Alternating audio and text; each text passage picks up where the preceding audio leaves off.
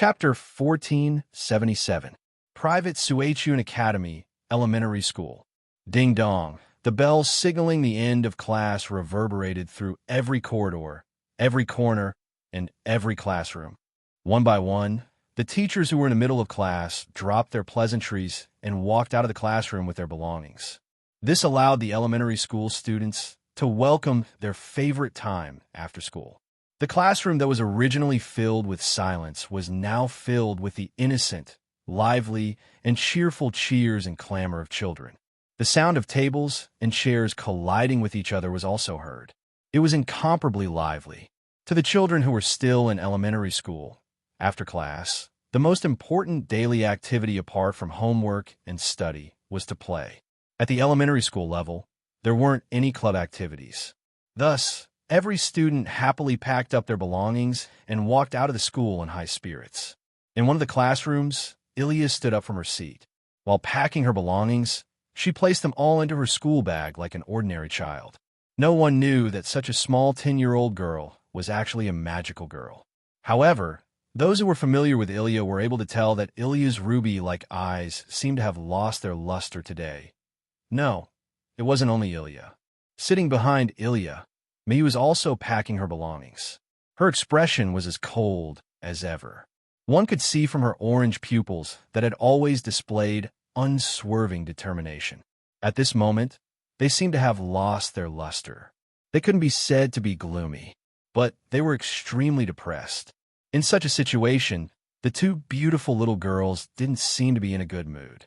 At a glance, one could tell that they were in a bad mood. This caused the ruby and sapphire wands hidden in Ilya and Mayu's hair to tactfully remain silent. Generally speaking, elementary school students weren't that observant. Even if they noticed this atmosphere, they most likely wouldn't care about it. Because of this, the students of the two little girls walked out of the classroom without paying any attention to it. Only 4 little girls were left behind. One had long black hair that draped over her shoulders. One had 2 pink ponytails. One had a braid that hung down in front of her. The other had golden hair that looked like 2 rounded horns on top of his head. They were in this private Sui, Kun Yuan primary school.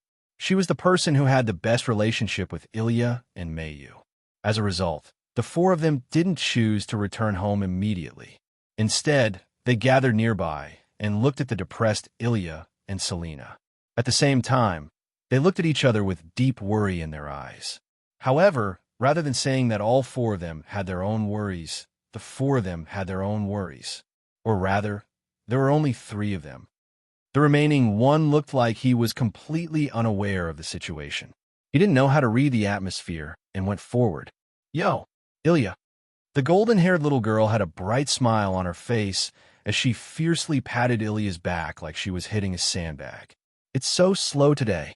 Usually at this time, he would be running out of the classroom faster than anyone else. "Why are you so slow today? Looks like he's not in the right state." "Wahahaha. That idiot."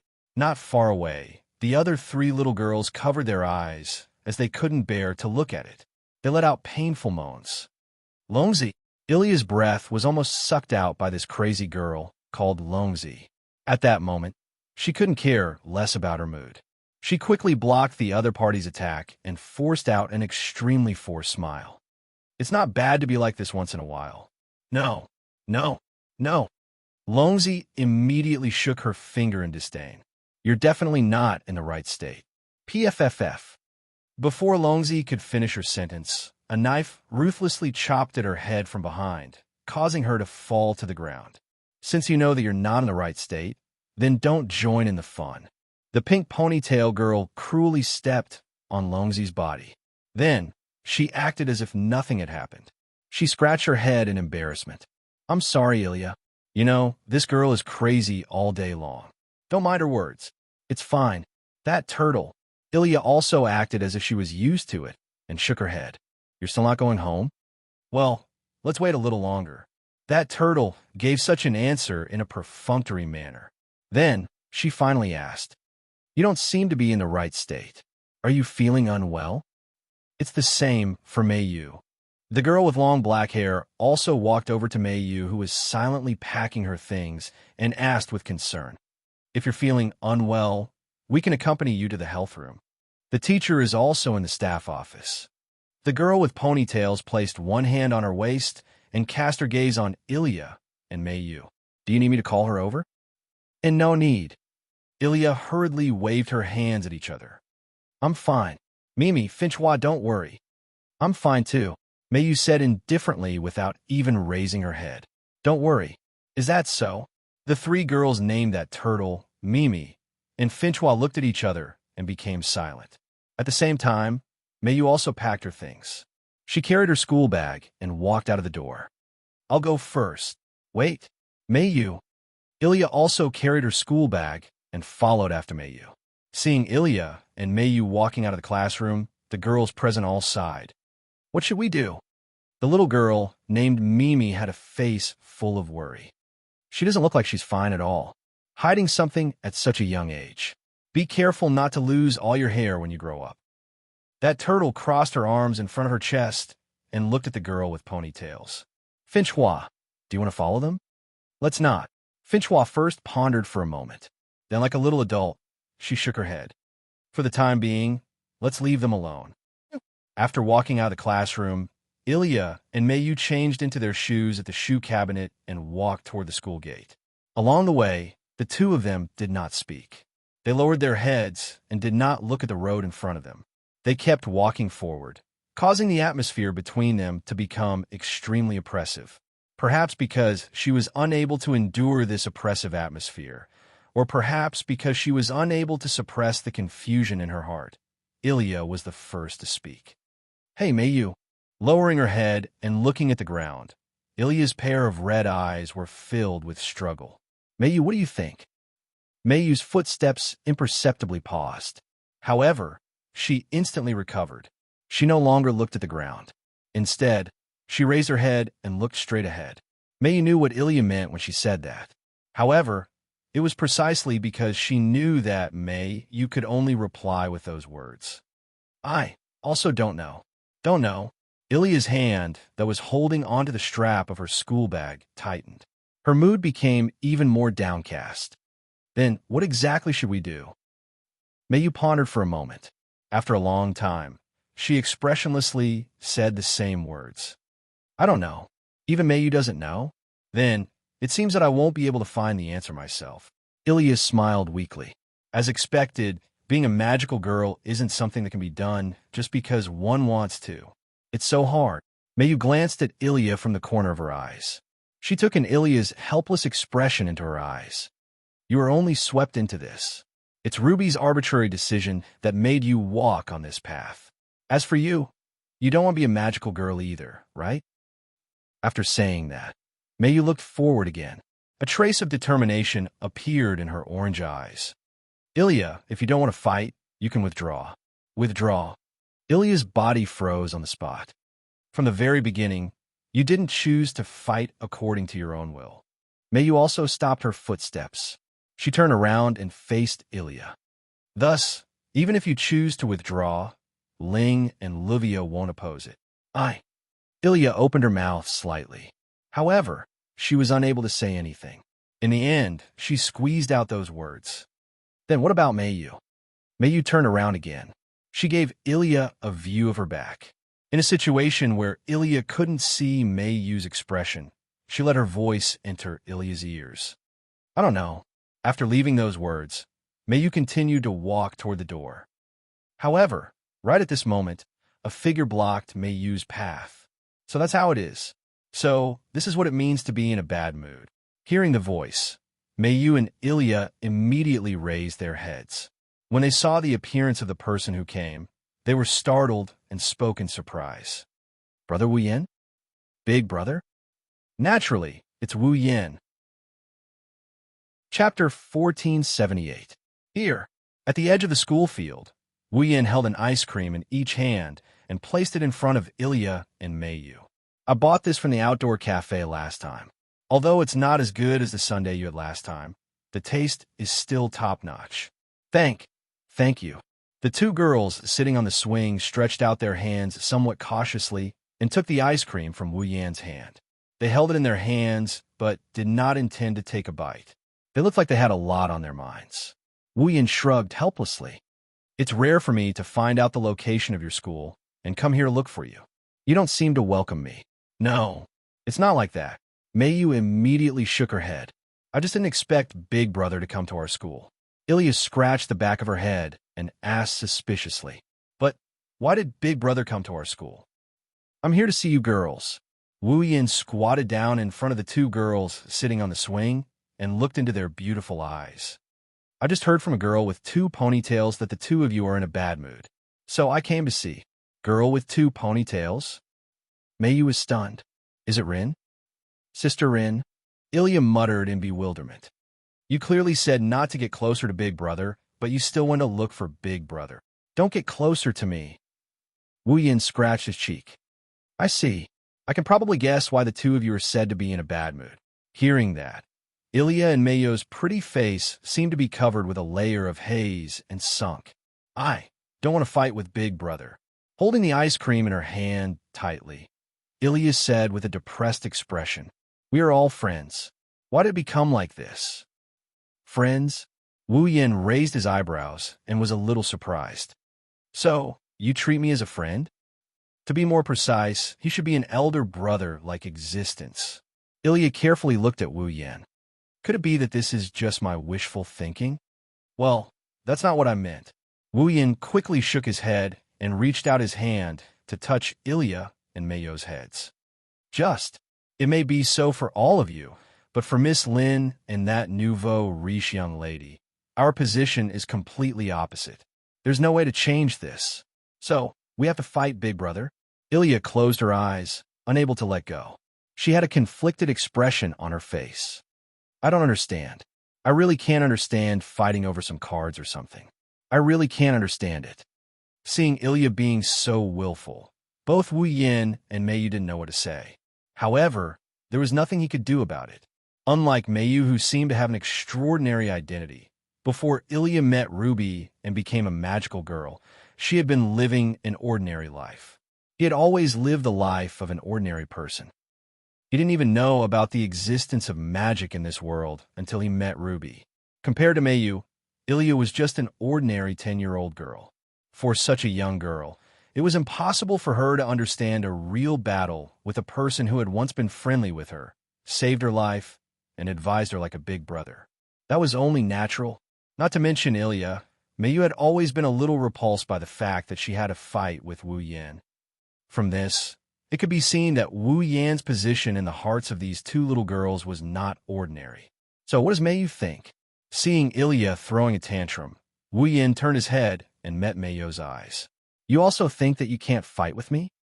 Livia took me in. I also promised to take care of her daily life and help her retrieve her cards. Mayu couldn't help but look away and bit her lips. So, if Livia wants to fight with me, I will fight. Mayu! Ilya looked at Mayu in disbelief. You really want to fight, Big Brother? I don't. Mayu raised her voice slightly and then lowered it again. But if there is no way to avoid fighting, then I will choose to fight. Why? Is this? Ilya couldn't hide her wavering. Must I fight Big Brother in order to get those cards? Isn't that strange? But, okay. Calm down first. Seeing that Ilya and Mayo's conversation was getting more and more agitated, Wu Yan's hand that was rubbing their heads exerted force and stood up. He walked to another swing and sat down. Wu Yan crossed his hands behind his head and looked at the sky with a bitter smile. I didn't expect that the battle between us would bring you so much trouble. I didn't think it through. Ilya and Mayu turned their heads and looked at Wu Yan. As for me, I don't know how long it has been since I seemed to have been fighting all the time. As time passed, I started to treat fighting as a normal thing and forgot how heavy the word fighting is to 2 10-year-old girls. Wu Yan smiled self-deprecatingly.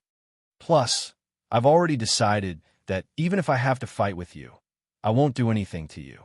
In the end, I treated the battle with you as a transition. I didn't consider your feelings at all. Today, if I didn't come here to see you because of Rin and Osaka's words, perhaps I would still be heartless. Rin and Osaka, and I have a reason to get those class cards. Wu Yan closed his eyes as if he was talking to himself. This reason may not be worth mentioning to you, But to us, although we can't say that we can't give up, we can't just ignore it. Plus, our standpoints are different. So, even if we're familiar with each other and have a good relationship, we still can't avoid a battle. Meiyu lowered her eyes, as if she couldn't bear to see Wu Yan's current expression. Ilya looked like she still couldn't let go of this matter. Why? That's because... Wu Yan chuckled. Since it's something you need, wouldn't you feel unsatisfied if you don't fight for it? Ilya and Meiyu were stunned on the spot. Battle is just a method. It sounds hard to understand, but if you think about it carefully, we won't kill you. You'll also be merciful. Both of you know this clearly, so why are you afraid of battle? Speaking until here, Wu Yan's wine-red eyes were imprinted in Ilya and Meiyu's eyes. The deep color almost made them lose their minds. I think Rin and Osaka must not want to leave any regrets and let us rely on our own abilities to make them hand over the class cards willingly. That's why she chose to battle. It's the same for us. Once we lose to you, we'll hand over the class cards willingly. As if wanting to dispel the haze in the hearts of the two little girls, Wu Yan's voice began to become stronger. By that time, the so-called standpoints will no longer exist. We'll still be friends. That's right. It's just to not let the loser have any regrets. Not to have any regrets. Ilya and Meiyu murmured as if they were sleep-talking. Not all battles are as scary as you think, and not all battles have to have one side fall. We're just like that. Our goal is only to obtain the class cards. Once we've obtained the class cards, there's no need to continue the battle. Therefore, instead of saying it's a battle, it's better to say it's a competition using battle as a method. Wu Yan stood up and came in front of the two girls again. He squatted down, and a gentle smile appeared on his face. If you're really worried, how about we go out and play together after the battle? Let's go together. Ilya and Meiyu were suddenly enlightened. That's right. It's not a battle where the loser has to fall to win, is it? The goal is just to obtain the class cards, isn't it? There's nothing to be afraid of in a battle like this, right? Ilya, Meiyu. Seeing the two girls' expressions brighten up, Wu Yan extended his finger. Promise me that neither side will have any regrets, okay? Big brother, Brother Wu Yan. Ilya and Meiyu's eyes became bright again. They nodded, extended their hands, and hooked their fingers with Wu Yan's. Yes, we won't have any regrets. Under the setting sun, the three of them gradually elongated. Their laughter echoed in the field. Chapter 1479. Eiderfeld Family, Living Room. At the head of the table in the living room, Rin Enbin crossed his arms in front of his chest and looked straight ahead with his green eyes. Over there, Ilya and Meiyu stood side by side. They raised their heads and met Rin Enbin's gaze. Their eyes and faces were no longer gloomy and gloomy. The only thing they have now is willpower that even Rin and Osaka was shocked by. It was like a flame that was slowly burning. Ilya and Meiyu looked at each other like this for an unknown amount of time. After a long time, a happy smile appeared on Rin Enbin's face. Good eyes. Looks like you two are fine now. Yes. Ilya forcefully nodded without any hesitation. Because we promised each other that we won't leave any regrets. I can fight now. Meiyu looked at Rin and Osaka without changing her expression. I will fight with my full strength. Very good. Rin and Osaka's lips curled up in satisfaction. His beautiful eyes were filled with fighting spirit. If that's the case, I can try my best to fight for it. Let's thank that gentleman first. By the side, Livia, who was drinking a cup of black tea, also closed her eyes as she muttered softly. Although we are on different sides, he is indeed a person that we can't hate. Meiyu, fight with your full strength. Yes, Meiyu replied. Rin and Osaka and Livia were happy but helpless at the same time. In the end, the enemy they are about to face helped them and allowed them to fight with their full strength without any worries. Two little magical girls won't hold any grudges against him. This is indeed an ironic thing. However, it was just as Livia had said. No one present could hate such an enemy. In that case, let's temporarily seal away our unnecessary feelings. Rin Enbin clapped his hands, attracting everyone's attention. He made a serious declaration. Until the end of the battle, We can only treat them as enemies. Is that okay? Yes. Understood. Elia and Mio replied. However, even if we treat him as a true enemy, there's still no way we can fight against him. Livia put down the cup of black tea in her hand with a solemn expression. Whether it's the tea-hair girl with lightning or the girl with swordsmanship, their strength is unquestionable. They're definitely on par with the association's frontline combat experts. If it's just us, no, even if we ask the association for help, we might not be able to defeat them. That's not the biggest problem, at least. At least, those two girls have revealed their abilities. If they didn't hide anything, we might have a way to counter their abilities. Rin Inosaka sighed. But that man will be troublesome. You're right. Livia clicked her tongue. Magic, martial arts, close combat, long-range combat. That man is proficient in all of them. He has no weakness in any of them. Also, he has enough noble phantoms to fill up an entire armory. Even heroic spirits like Saber and Berserker were defeated by him. There's no way we can come up with a strategy to deal with him. The magic they're using doesn't seem to belong to any system we know of. Sapphire, who was hovering in the air, spoke up. That day, the magic that the other party used to fight against the full-powered attack of the Saber Relic is a magic that I've never seen or heard of before. The worst-case scenario is that the other party might still have other powerful tactics hidden up his sleeves. If it's just magic, then it's fine. Ruby floated in the air helplessly. Don't forget about the white flame that can burn time. That might be a magic ability. Now that you've analyzed it, Mio shook her head in shock. Wu Yen, an Ai-San really is a ridiculously strong person. Doesn't that mean we have no chance of winning? Ilya started to seriously consider their chances of winning. We can't fight against Big Brother. The difference in strength is too big. That's why we need to hold a meeting here. Livia shook her head. What we can be sure of is that if we don't think of a way to deal with that man, we won't be able to win. We definitely can't get the grade card. He's an all-rounder who can deal with any situation. It's not good for us to fight a protracted battle. That's why if we want to win this card battle, we have to decide the winner in a short time. It's best if we focus all of our firepower on the first surprise attack.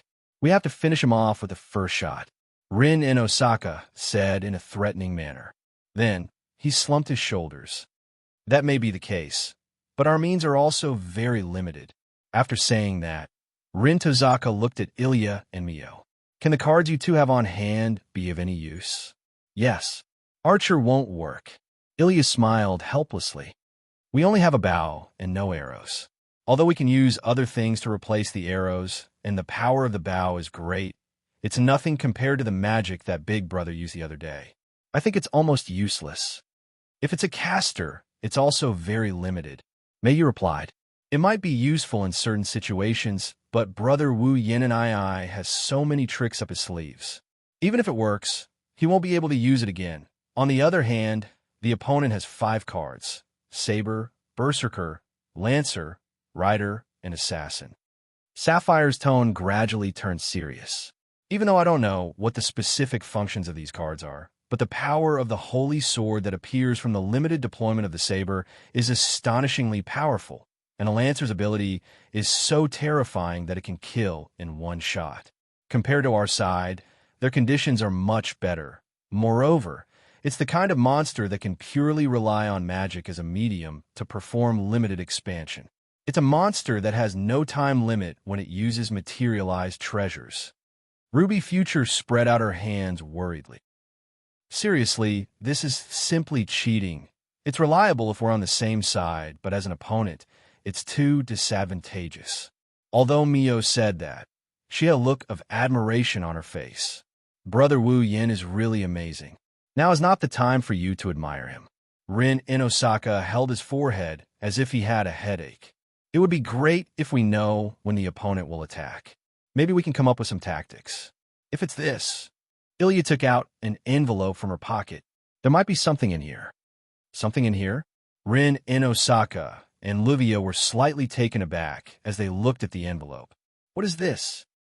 Ilya and Mio exchanged glances and answered in unison. A letter of challenge. A letter of challenge. Livia was shocked. Rin Inosaka quickly reached out his hand. "Let me see." Rin in Osaka took the letter of challenge from Ilya and opened it. He took out a piece of paper from the envelope and read it together with Livia. Not long after, the two of them raised their heads from the paper and looked at each other. Their faces showed an unprecedentedly solemn expression. Ilya involuntarily swallowed a mouthful of saliva. What did it say? "It's just like what you said." Rin in Osaka placed the paper on the table. "It's a letter of challenge." At the scene, all eyes were focused on the paper spread out on the table. There were no passionate words written on it. It was just a simple line of words. "Tonight, midnight. I can confirm the time." Livia stood up with a stern look in her eyes. "Tonight at midnight, the other party will come to our door in person to carry out this card battle. We don't have much time left." Rin in Osaka glanced at the setting sun outside the window, then looked at everyone present. "Before the opponent comes to us, we must come up with a strategy. Tonight is the time to decide the winner."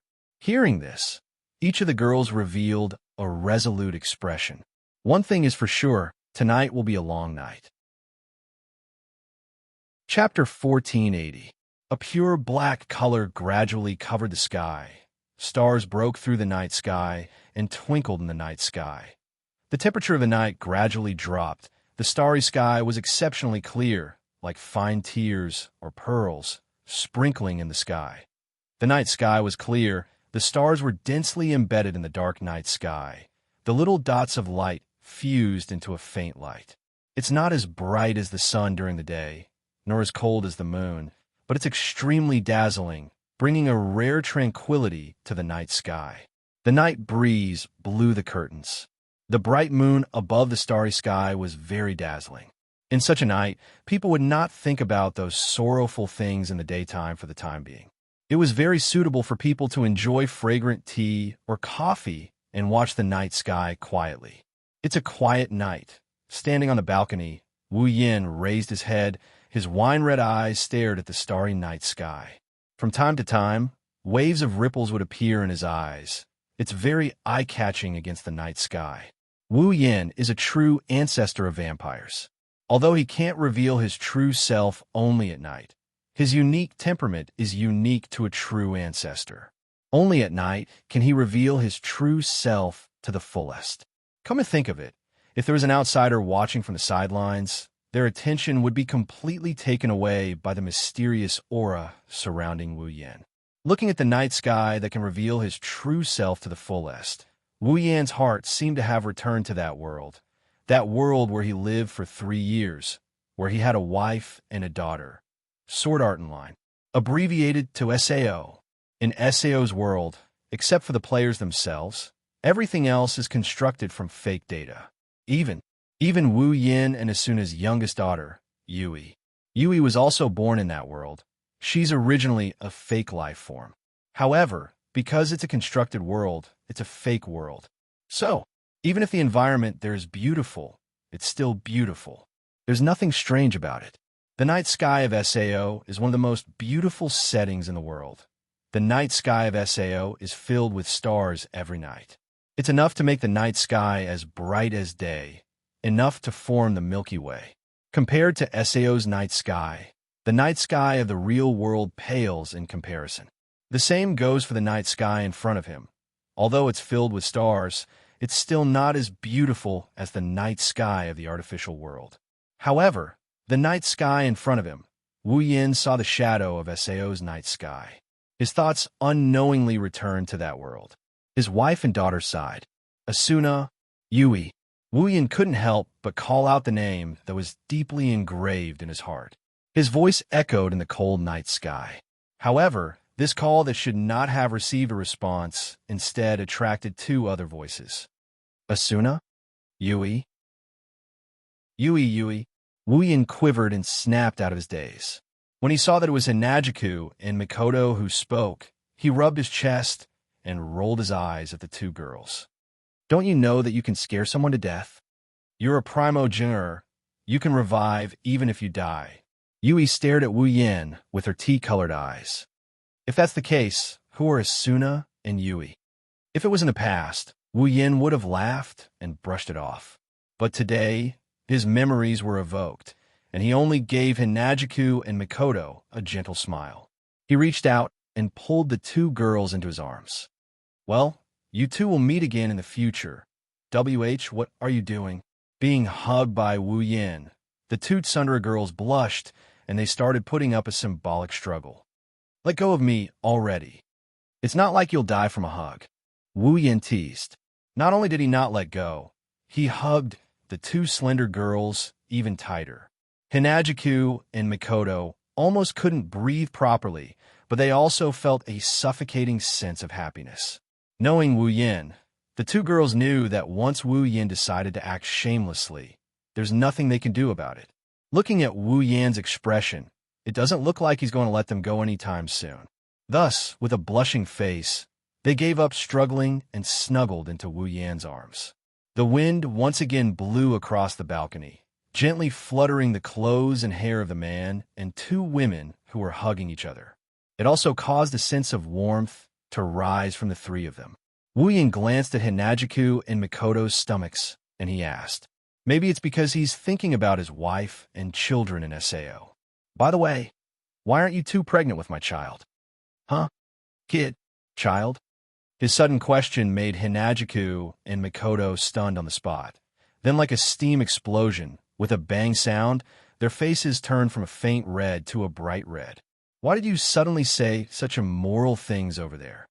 Hinajiku's face was so red that it was almost dripping blood. Her eyes were full of shame and anger. Who will be pregnant with your child? That's right. Mikoto's ears turned red. She looked like she's going to faint at any moment. She glared at Wu Yin. What child? I don't want that. You don't want a child? This time, Wu Yin is the one who is stunned. You don't want a child? No. No.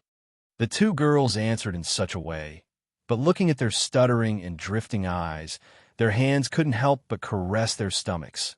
No matter how one looked at it, the answer didn't seem to be what they said. Then again, not pregnant, that doesn't mean it's our relationship. Mikoto's face turned red. She said in a huff. The other sisters aren't pregnant as well. Hinajiku agreed with Mikoto before looking at Wu Yin suspiciously. It can't be oh.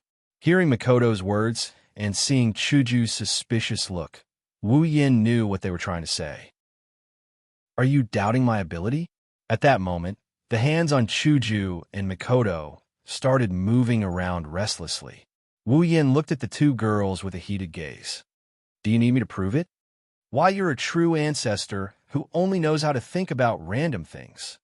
Hinajika pressed down on Wu Yan's hand. She's both embarrassed and annoyed.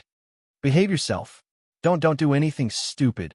Mikoto's heroic voice started to turn soft like a mosquito's buzz. There's a battle tonight. Don't mess around, true. Wu Yin regretfully stopped what he was doing and looked at the direction of Fuyuki City. There's a battle tonight. Hinajiku and Mikoto let out a sigh of relief when they saw that Wu Yin is no longer up to mischief. However, they are also a bit disappointed. What are you going to do tonight? To hide her disappointment, Chuju changed the topic and followed Wu Yan's gaze. With your personality, I don't think you'll really fight them, right? No. Wu Yin shook his head without hesitation. I'll go easy on them, but I'll still fight. I feel like it's a little unfair. Mikoto pursed her lips. Not only is their strength completely incomparable to ours, two of them are children while the other two are girls. In the end, we still want to look for them.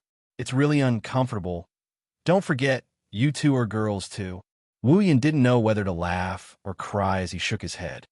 Plus, you're both younger than Rin and Osaka and Luvia, so there's nothing unfair about it. Don't underestimate them, or you'll be at a disadvantage. You're right. Chuju nodded in agreement. Rin and Osaka doesn't look like the type to admit defeat, so I'm sure he'll have a lot of tricks up his sleeves to deal with us. Yet we'll also intrude into their territory. Mikoto relaxed a little. Well, we've already gone easy on them. Don't think that only Rin and Osaka and Luvia are a threat. Wu Yin smiled meaningfully. Those two girls aren't easy to deal with either. Both Hinajiku and Mikoto were startled and tilted their heads in confusion. Well, Wu Yin didn't explain as he looked straight ahead. I just hope that both sides won't have any regrets. That's what I promised those two girls. Chapter 1481. Midnight quietly arrived. Every household's lights went off. Aside from the street lamps that are still working, looking down from the sky above Fuyuki City, the entire city is almost devoid of light. Everything has sunk into the darkness of the night and returned to tranquility. For the ordinary residents of Fuyuki City, this tranquility is nothing more than an extremely ordinary part of their daily life. It's not worth remembering. However, for the people who are about to participate in a battle tonight, this tranquility is only the calm before the storm. On the side of a certain residential street, the Eiderfelt family's mansion is still brightly lit. The entire luxurious mansion seems to be embellished with bits of light. It's exceptionally dazzling in the dark night. It's also venting the impending tension and unrest. In the main hall on the ground floor, the chandelier on the ceiling is slowly pouring down soft light, illuminating every corner of the place. For young ladies of varying sizes were standing in the corridor at the top of the stairs in front of them. They were staring in the direction of the door. Their solemn expressions caused a deep oppressive feeling to permeate the air. Today, Rin in Osaka is not wearing her iconic red short skirt. Instead, she's wearing a white t-shirt and a pair of hot pants. She's wearing a red jacket. She looks a lot more serious than before. It's easy to see how serious she is today. Livia is wearing a white one-piece dress. There are some laces on her dress. Compared to Rin and Osaka's light clothing, Livia is more focused on her image. She looks like a rich young lady who's about to go on an inspection tour. However, her face also revealed a grave expression. As for Elia and Mio, they're naturally unable to change their magical girl attire. One red and one blue. Coupled with the wing-like cape, the two magical girls look like two little fairies. They're exceptionally cute. Of course, this is only for today. No one will really care about these beautiful and cute outfits. Although their opponents this time aren't heroic spirits who don't know how to appreciate their attire, what they're about to do is definitely something that no one will be in the mood to appreciate. The main hall is completely silent. Ilya and Mayu gripped their wands tightly. Their expressions were indescribably serious. Amidst this oppressive silence, Irene and Mayu felt a chill down their spine. They're silently waiting. Livia opened her pocket watch and glanced at the time. 1 more minute. This short sentence instantly raised the hearts of everyone present. 1 minute. Rin Enbin clenched his fists and wiped the sweat off his palms as he said nervously, "Bring out 120% of your attention. The opponent this time is definitely the most powerful one so far. It's not something that can be dealt with just by showing mercy. Remember to give it your all." Full power. Ilya and Mayu hesitated for a moment. However, it was only for a moment. In the next moment, they nodded vigorously. Just as Rin Enbin had said, the other party was definitely not someone they could deal with even if they showed mercy. If they didn't use their full strength and went easy on him, they would only lose miserably when the time came. Furthermore, with Wu Yan's strength, the group of girls did not think that they would be able to endanger his life even if they used their full strength. Injuring him was already their limit. Therefore, he could not be merciful, and there was no need to be merciful. Just give it your all. Leaving time, Livia stared at the pocket watch in her hand. 5 more seconds. Rin Enbin took a deep breath and tensed up his body. 4. Ilya held her wand tightly and gathered all her energy. 3. A sharp look appeared in Mayo's clear eyes. 2. In the space below, a ripple invisible to the naked eye gradually appeared. 1. The ripple spread out and turned into a hazy halo like raindrops. It was like a dazzling mist. 0. As the countdown ended, the fog that filled the space was still there. 3 silhouettes appeared without a single sound or presence. Brown shoulder-length hair, brown irises, orange jacket, denim shorts, heroic spirits soaring. Long pink hair, yellow-green pupils, a white dress, a red jacket, valiant and heroic. Black hair, red eyes, black shirt, black pants, and a black jacket. Imposing aura.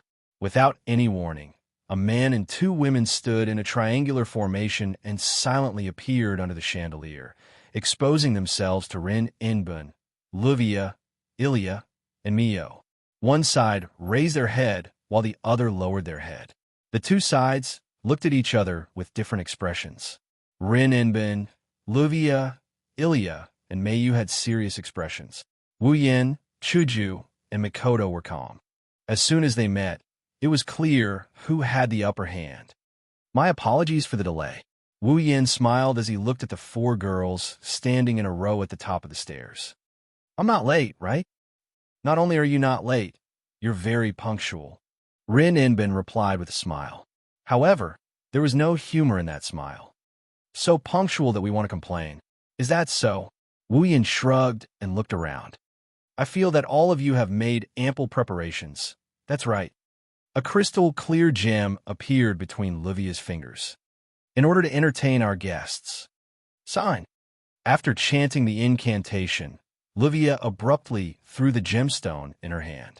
The gemstone gently fell to the ground and hit the ground. Ding! In the next second, the gem shined brightly and drilled into the ground. BZZZ. A huge geometrical pattern suddenly expanded from the floor, instantly covering the entire hall and even the entire mansion. It spread all the way to the courtyard before disappearing with a spin. However, the disappearance of the magic formation didn't mean it didn't work. Both Wu Yin and Mikoto could feel some sort of power within their bodies being restricted. This is... Mikoto, who was standing a step behind Wu Yin, slightly frowned.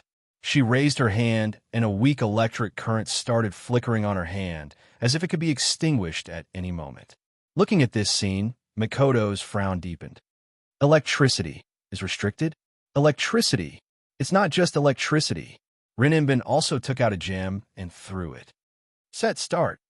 Suddenly, the beautiful gem turned into a stream of light and shot out, landing on the ceiling above everyone's head.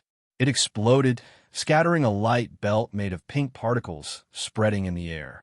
Not long after, it enveloped the entire scene. HM. This time, it was Chuju's turn to be confused. The crystal sword in her hand, white cherry, trembled and fell to the ground. What's going on? Hinajika gasped in shock. It's so heavy. If one looked closely, they would see pink particles wrapped around Chuju's white cherry. It's like a chain between tangible and intangible. It's tightly bound to Chuju's white cherry. It's even moving slowly. Come to think of it, the main culprit behind Hinajiku's white cherry blossoms must be these pink particles. Mikoto's electric current is severely restricted. Chuju's weapon is in a state where it can't be used. Just like that, the two girls' strengths were sealed by the other party. Wu Yin raised an eyebrow. He looked at Rin Inbin and Luvia with a smile. Looks like you two are well prepared. Useful information must be utilized. This is the foundation of battle. Luvia combed her long blonde hair elegantly. This is a magic effect directly activated by a magic formation carved out of the earth veins. The two of us spent a total of 5 hours to set it up. Unless you completely erase this terrain, the two beside you won't be able to use their abilities and weapons anymore. This effect will only last until dawn, so you can also stall for time until dawn. Rin Inbin shrugged, but his gaze shifted to the ground without anyone noticing. Looking at Mikoto and Hinajiku, who was struggling to lift her crystal sword, Rin Inosaka gritted his teeth in his heart. Wu Yan's trio didn't know that Rin Inbin and Livia set up this barrier to seal off the electric current and weapons. However, Mikoto was still able to send out a small amount of electricity. Hinajika looked like she was having a hard time, but she was still able to wield her white cherry. These two young girls are monsters as well. Chapter 1482. Using the ley lines to draw a magic formation? Wu Yin looked at Rin Inbin as if he remembered something. I see, I almost forgot that Fuyuki City is under the jurisdiction of House Inbin. The so-called ley lines are the veins of the earth. Just like the human body has veins, the earth has its own veins. These veins are called ley lines. In this world, Everything that could be called a ley line was connected to the source of endless mana. Therefore, the channels of the ley lines flowed with an unimaginable amount of mana. Due to the massive amount of mana flowing in the veins, it would definitely bring endless benefits to a magician or even a family of magicians. However, if there was a problem with the veins, it would also bring about a huge disaster. Because of this reason, those places where there were earth veins would generally be under the jurisdiction of a magician family. That was to say, they would look after the earth veins and maintain the normal operation of the earth veins, so as not to bring a huge disaster to those places where there were earth veins. Under this premise, the magic families in charge of managing the land veins could freely use the massive amount of mana flowing in the veins as a reward for managing the land veins. There is such a ley line under Fuyuki City. The Magus family in charge of Fuyuki City is the House Enbin. Whether it is investigating, using, or managing ley lines, only the Magus family in charge of the ley lines has the means to do so. Rin in Osaka used his status as the manager of the Inosaka family's land veins to borrow the mana of the land veins. Then he used it on a magic formation to create a barrier that can stop Mikoto's electric attack and Hinajika's weapon. But that's all he can do. It restricts the electric shock and also restricts the opponent's weapon. But you didn't restrict the mana. Wu Yin raised one of his hands. A whirlwind of mana appeared on his hand. It glowed and illuminated Wu Yin's smirk. That's not surprising. Once your magic power is restricted, you two magicians and two magical girls won't be able to use your magic power. In this kind of situation, you two magicians and two magical girls won't be able to do anything. I don't seem to be affected at all.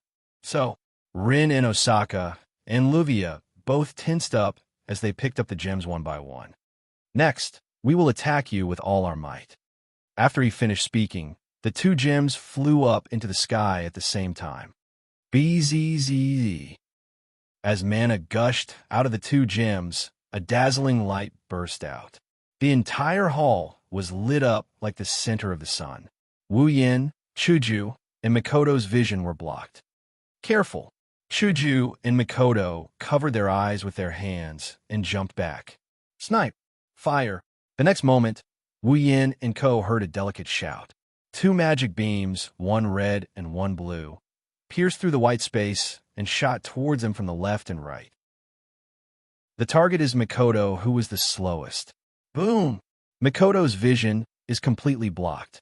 Two magical beams mercilessly landed on Mikoto's body and exploded, creating a strong gust of wind that swept through the entire hall. In midair, Elia and Mikoto revealed a nervous expression. Did it work? How could it be that easy?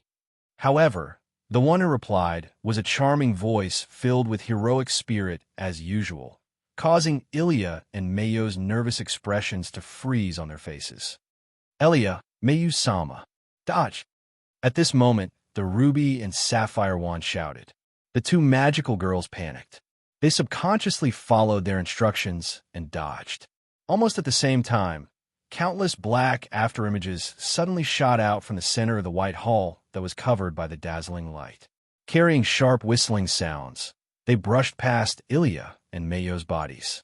Without losing any of its momentum, it shot forward and landed on the ceiling. Bam! In an instant, smoke and dust exploded, covering the ceiling that was shot. The ceiling was blown up without any suspense. A corner of the night sky was projected in. Seeing this, Elia and Mikoto's heart palpitated. They looked down at the center of the blinding light. Coincidentally, the blinding light dimmed down and revealed the scene inside. The two magical girls were able to see the original form of the object that almost hit them. Those were extremely fine black particles that could form a wave. Mikoto, who was hit by the magical beams of the two magical girls, stood there unscathed. She turned sideways and stared at the two magical girls with her tea-colored eyes. Around Mikoto, a wave of iron sand was rolling. Like a real wave, it was constantly changing its shape. It was this wave of iron sand that blocked Elia and Mikoto's attack. I'm sorry to tell you that my ability isn't purely for the use of electricity. Mikoto raised one of her hands and aimed it at Elia and Mikoto. I can also control electromagnetic waves and sense the subtle changes in the surrounding reflected waves. I can also act as a radar. That's why those flashbangs are useless against me. I can also control electromagnetic force and gather the iron sand in the soil. Then, I can use magnetic force to make them move according to my will. Sealing my ability to generate electricity doesn't mean that I've lost my ability to fight. After saying that, Mikoto's hand that was aimed at Elia and Mikoto flickered with faint blue and white lightning. The iron sand swirling around him surged out and violently swung in the air, turning into black whip shadows. Whistling sounds could be heard as they ruthlessly whipped toward Ilya and Mayu. Physical defense fully activated. Elia and Mikoto were alarmed. They raised the wands in their hands and converted all of the magic power provided by the wands into physical defense. That was all she had time to do before the whizzing shadow of the whip struck the bodies of the two magical girls. Bam! Bam! Two consecutive heavy impact sounds reverberated in the air. Ilya and Mayu's small bodies were knocked down as if they were hit by a wall. They heavily smashed into the ground, smashing out two pits.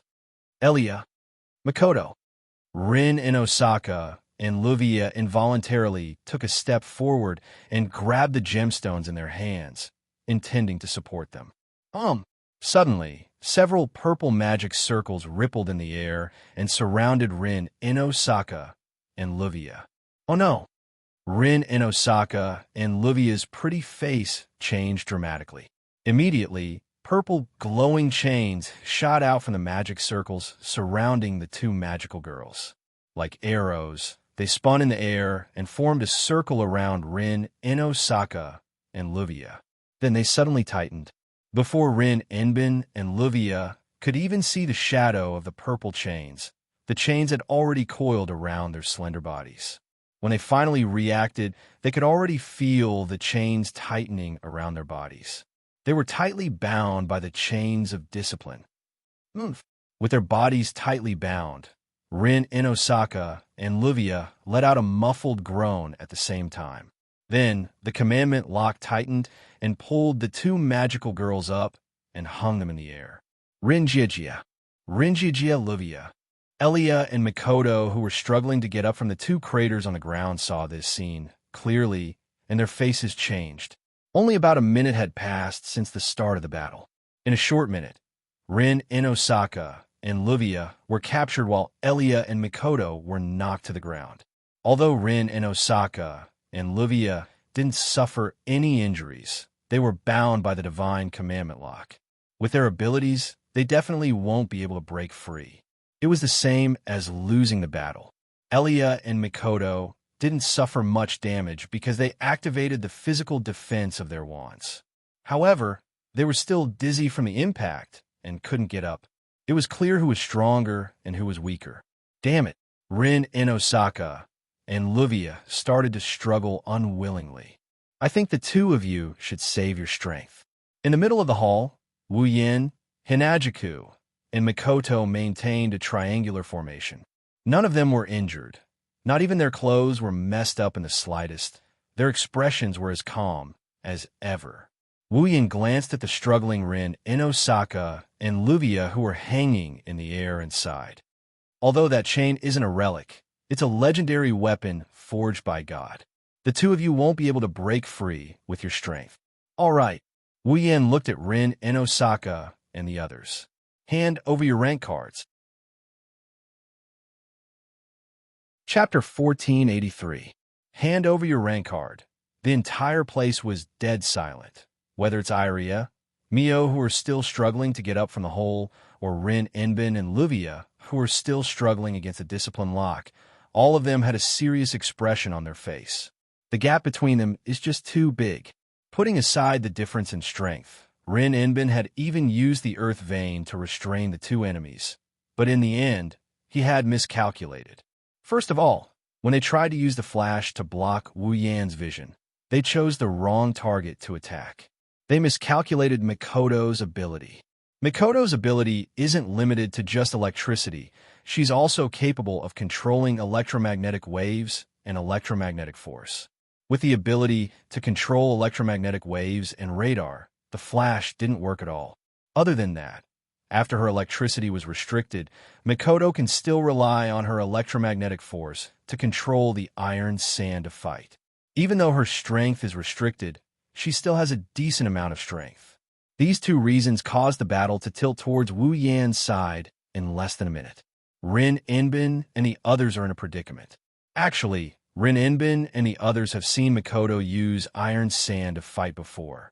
During the battle with the Berserker, Mikoto used iron sand to fight as well. However, at that time, the Berserker had already developed resistance against Mikoto's iron sand due to the 12 trials. The iron sand's effect was almost negligible. Therefore, Rin Inbin and Luvia thought that it was just a normal method to contain the Berserker's strength. That's how the battle started to tilt. Of course, the battle has just begun. It's too early to call it a day. Luvia struggled to raise her hand. Her eyes sharpened. Sighing, she didn't throw out any gems, nor did she use any magic. Instead, she chanted the incantation to release the gems. In the next moment, the area where Wu Yin, Chuju, and Mikoto were standing suddenly lit up like stars. With a shake, a belt of light formed by particles gushed out. The three of them were trapped in the center. Wu Yin and Ko didn't expect something like this to happen. They raised their heads in surprise, but very quickly, their heads seemed to have become heavier as they sunk back down. Invisible shackle wedge. A magic formation rippled out from the ground where the three of them were standing. Then, it split into 4 other magic formations. They surrounded the 4 corners of the building, forming a square formation. Then, with the square formation as the center, the light ribbons formed by the particles started spinning like rings of light, turning into a black pillar of light that trapped Wu Yin, Hinajiku, and Mikoto inside. At the same time, a heavy pressure like Mount Tai came down on them. This caught Hinajiku and Mikoto off guard. Their physical abilities weren't that outstanding, and they felt a weight on their shoulders. Their delicate bodies suddenly became incomparably heavy, and they fell to one knee on the ground. This is Chuju and Mikoto their eyes. A gravity-binding magic formation? Wu Yin resisted the gravity from all directions while looking around the magic formation. Did they bury the gems in the ground beforehand? Even if there's electromagnetic waves, they can't find the gems buried in the ground right. Rin in Osaka tried his best to free up a hand and tossed out a gem. Set start. The gem fell to the ground. With a roll, it rolled into the inner part of the invisible shackle. Like a bomb, its whole body shone brightly and exploded with a loud bang. Boom! Amidst the explosion, flames and dust engulfed the invisible shackle, as well as Wu Yin, Hinajiku, and Mikoto. Now, Rin in Osaka shouted, "Fire! Scatter!" Ilya and Mikoto, who were still lying in the hole, gave up on recovering from the dizziness. They focused on their vision and raised their wands. They aimed at the center of the fire and smoke. Then, a ring of runes began to undulate from the 2 wands. The runes slid to the top of the wands and turned into powerful magic cannonballs. They shot into the fire and smoke like an avalanche. Bam, bam, bam, bam, bam. Pink and blue magic cannonballs mixed together and randomly shot into the center of the fire and smoke.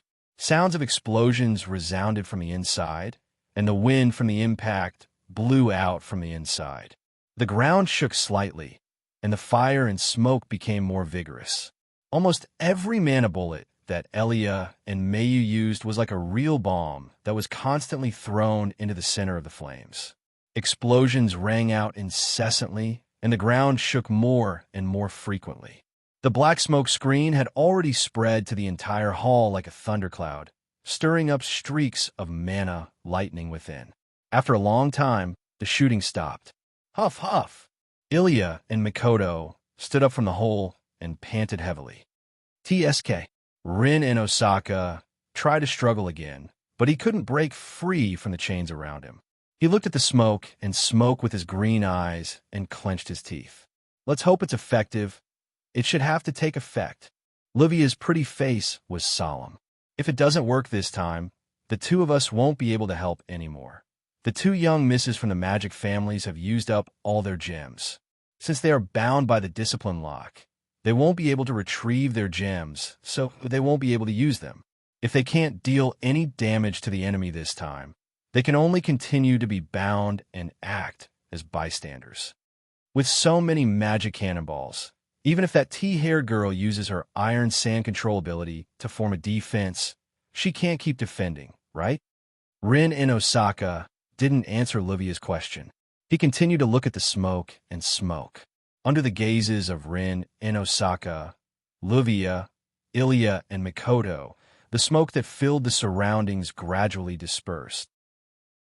That is, when the four of them saw the situation inside, their pupils of different colors shrunk at the same time. The originally glossy and beautiful floor had been completely razed to the ground, exposing the ground under the floor. Moreover, it was bumpy and extremely messy. Black smoke and flames were everywhere, as if the scene after a fire. In the middle of the charred land, in the center of the black smoke, pitch-black giant swords were inserted into the ground, forming a square wall of swords, which was also emitting black smoke. Within the wall of black swords, Wu Yin, Hinajiku, and Mikoto are still standing there unscathed. Even the ground they are standing on is still intact. It didn't get razed to the ground. How could this be?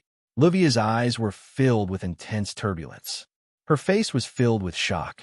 Could it be that the tea-haired girl's iron sand can block so many magic cannonballs?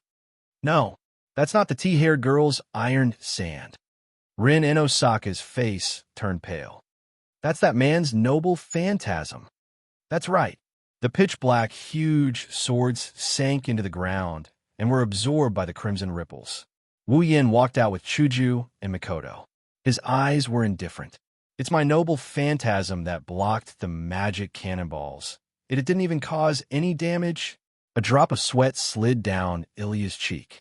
How is this possible? Too strong. Mikoto clenched her teeth. It's too strong. There's no way we can win, since you're well aware of this. Then hand over your class card. Hinajiku dispersed the white cherry blossom in her hand, revealing a victorious expression. It's not that you have no chance of winning. It's that we won't lose. You should have noticed it yourself, right? Mikoto scanned the four girls one by one. Yin didn't initiate an attack from the start. In other words, they've already shown mercy. There's no need to continue this fight. Hinajiku advised, let's just end this battle. Hearing this, Rin Tozaka, Livia, Ilya, and Mio all became anxious. In the end, what should he do? I'll say it again. Wu Yan's emotionless voice echoed. Hand over your rank cards. Chapter 1484. Rin Inbin, Livia, Iria, and Mio clearly heard the warning. Their hearts started to beat faster. No chance of winning. No chance of winning. His opponent this time was simply too strong. Not only were they as strong as the heroic spirits, but they were also unlike the heroic spirits that used rank cards to materialize. They lost their rationality and only knew how to destroy the enemy in front of them. This time, their opponents had no chance of winning. They were different from the heroic spirits that only relied on instinct to charge forward. This time, their opponents knew how to think. Just this point alone was enough to pose a threat to him. Rin Osaka looked at Livia before looking at Mikoto, Wu Yin, Hinajiku, and Mikoto. She hesitated for a moment before looking down at Mikoto and Ilya. The hand that was bound by the lock of discipline moved slightly and touched his sleeve. When he touched something, the hesitation in Rin Enbin's eyes became even stronger. In fact, there was a gem hidden in Rin Enbin's sleeve. It was the level 8 magic crystal that Wu Yin gave him that day at the coffee shop. This magical crystal had already been remade by Rin Enbin, and not only did he remove all the mana in it, but he also removed all the mana in it. He had even infused it with the most powerful spell that Rin Enbin knew. Coupled with the powerful magic within the magic crystal, once it was used, its power would be comparable to a heroic spirit relic's attack. That was Rin Osaka's true trump card. However, if possible, Rin Enbin did not want to use it. It was not that Rin Enbin did not want to use the gem.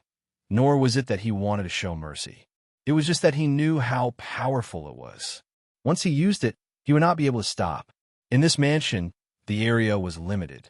The people on his side would definitely be involved, or even worse. The entire mansion could not be saved.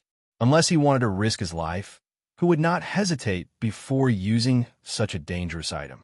However, if he did not use it, with the current situation, there was no chance of winning. Thinking about this, Rin Enbin's eyes turned vicious. "Don't die, everyone!" Then, Rin Inosaka curled his finger. He pulled out the jewel in his sleeve. However, just as Rin Inosaka was about to release the spell within the gem in her hand suddenly disappeared. What? Rin Inosaka's body trembled. "This is something that Yin gave you.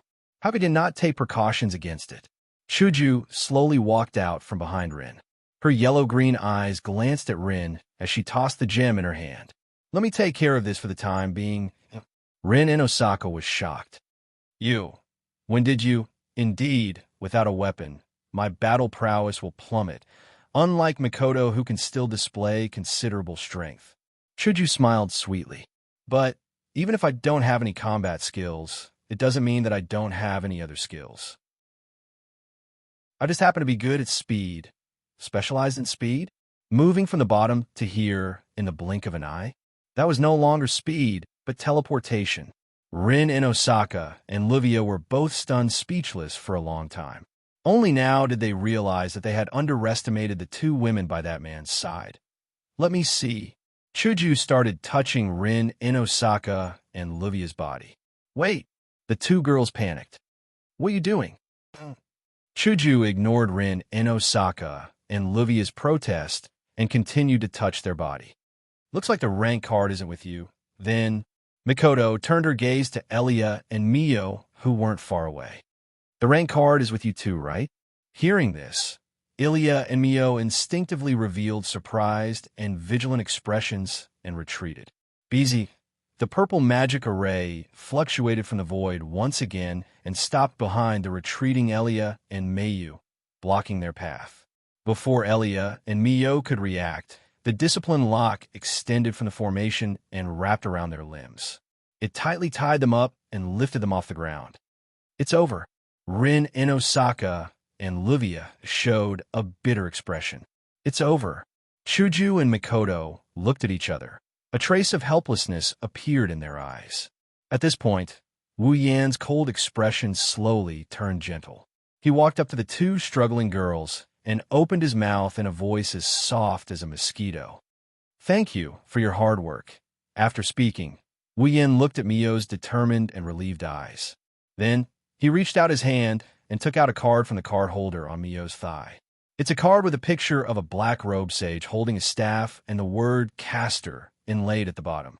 Rank card, caster, a card made with a very high magic theory. It has the magical ability to trigger the power of a certain heroic spirit corresponding to the card's rank.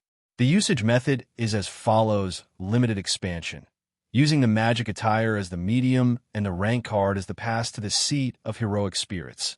Materialize the heroic spirit's relic corresponding to the rank card and use it for a short period of time. Note, this rank card is called caster, and the corresponding heroic spirit's relic is the talisman of 10,000 Spellbreaker. Parallel limited expansion, with multiple magic attire as the medium and the class card as the pass to the seat of heroes. Multiple heroic spirits relic corresponding to the class card can be materialized. The same relic can be materialized repeatedly. This is the overlapping expansion mode of limited expansion. Note, this rank card is called caster, and the corresponding heroic spirit's relic is the talisman of 10,000 Spellbreaker. Dream summoning, using oneself as the medium and the rank card as the pass to the seat of heroic spirits. Summon the power of the heroic spirit corresponding to the rank card and materialize it on the user's body. It can transform the user into a heroic spirit and obtain the power of the heroic spirit corresponding to the rank card. Note, this rank card is called caster, and the corresponding heroic spirit is the rebellious, which in Greek mythology, Medea. Talisman of 10,000 Spellbreaker, a dagger that can break all magic. It's the ultimate magical relic. It can restore objects strengthened with magic and life created with magic to their original state. Its attack power is weak. It only has the lethality equivalent to an ordinary knife. However, its effect in breaking contracts is outstanding. Finally, after putting away the caster rank card, Wu Yin looked at Ilya. "Give me the archer rank card as well." Ilya clenched her teeth and struggled with all her might, trying to break free from the lock of discipline. She had no intention of giving up at all. At the same time, Wu Yin extended his hand again and reached for the card on Ilya's thigh. No. Unexpectedly, Ilya's face was filled with excitement as she shouted loudly, "I don't want." Ilya, Mio, Rin, and Osaka, and Livia looked at Ilya, who was abnormally agitated in surprise. Even Chuju and Mikoto were a little stunned. Ilya, seeing Ilya's agitated appearance, Wu Yin frowned. "It's already over, don't." Ilya lowered her head and covered her eyes with her snow-like bangs. "I definitely don't want." Everyone looked at each other in dismay when they saw Ilya acting like this. "Is that so?" Wu Yin was the only one who asked with an indifferent expression. "Why?" Because... Ilya's deep and low voice sounded from below her bangs. Because, as if she was malfunctioning, Ilya kept repeating the same word. It seemed like she was preparing for something. What's wrong? The girls all felt that something was amiss. Ilya? Standing before Ilya, Wu Yin also frowned because of that strange feeling. Because, maintaining her suspended appearance, Ilya slowly raised her head and opened her eyes. Ilya's emotionless and cold voice sounded in everyone's hearts. Because, didn't we make an agreement? Because everyone's pupils shrunk to the size of a needle. That was because Ilya's originally ruby-like red eyes had turned golden at this moment. Bang! In the next instant, with Ilya as the center, a gale swept forth. Chapter 1485. Promise me that both of us won't have any regrets, okay? When Ilya saw the hand reaching toward her as if to end this battle, the first thing that came to her mind was the voice that made the promise with her. That's right. From the start, this battle wasn't a battle of life and death. It was to make sure that both of them won't have any regrets. No matter which side it is, even though they can't give up on the class card, they still won't give it up if they can obtain it. Thus, in the end, the battle began to make sure that both of them won't have any regrets. To be honest, Ilya doesn't want to fight Wu Yin. When Ilya saw Wu Yin's hand reaching towards her, intending to take away her last class card, she secretly sighed in relief. This way, the battle is over. I don't need to fight Big Brother anymore. I've collected all my class cards. From now on, I don't need to fight anymore. I don't want to fight anymore. Ever since Ilya nearly lost her life in the battle against the Berserker, she already had this thought in her mind. To Ilya, losing one's life in battle is too strange. She can't understand it at all. Part of the reason why he resisted the idea of fighting Wu Yin was because of this idea. Now, the battle is finally coming to an end. There's no reason to fight anymore. No need to fight anymore. Ilya, who was completely relieved, unintentionally looked in the direction of Rin, Enbin, and Livia as she waited for her class card to be taken away. On the staircase, Rin, Enbin, and Livia, who were tightly bound by the discipline lock, stared at this side.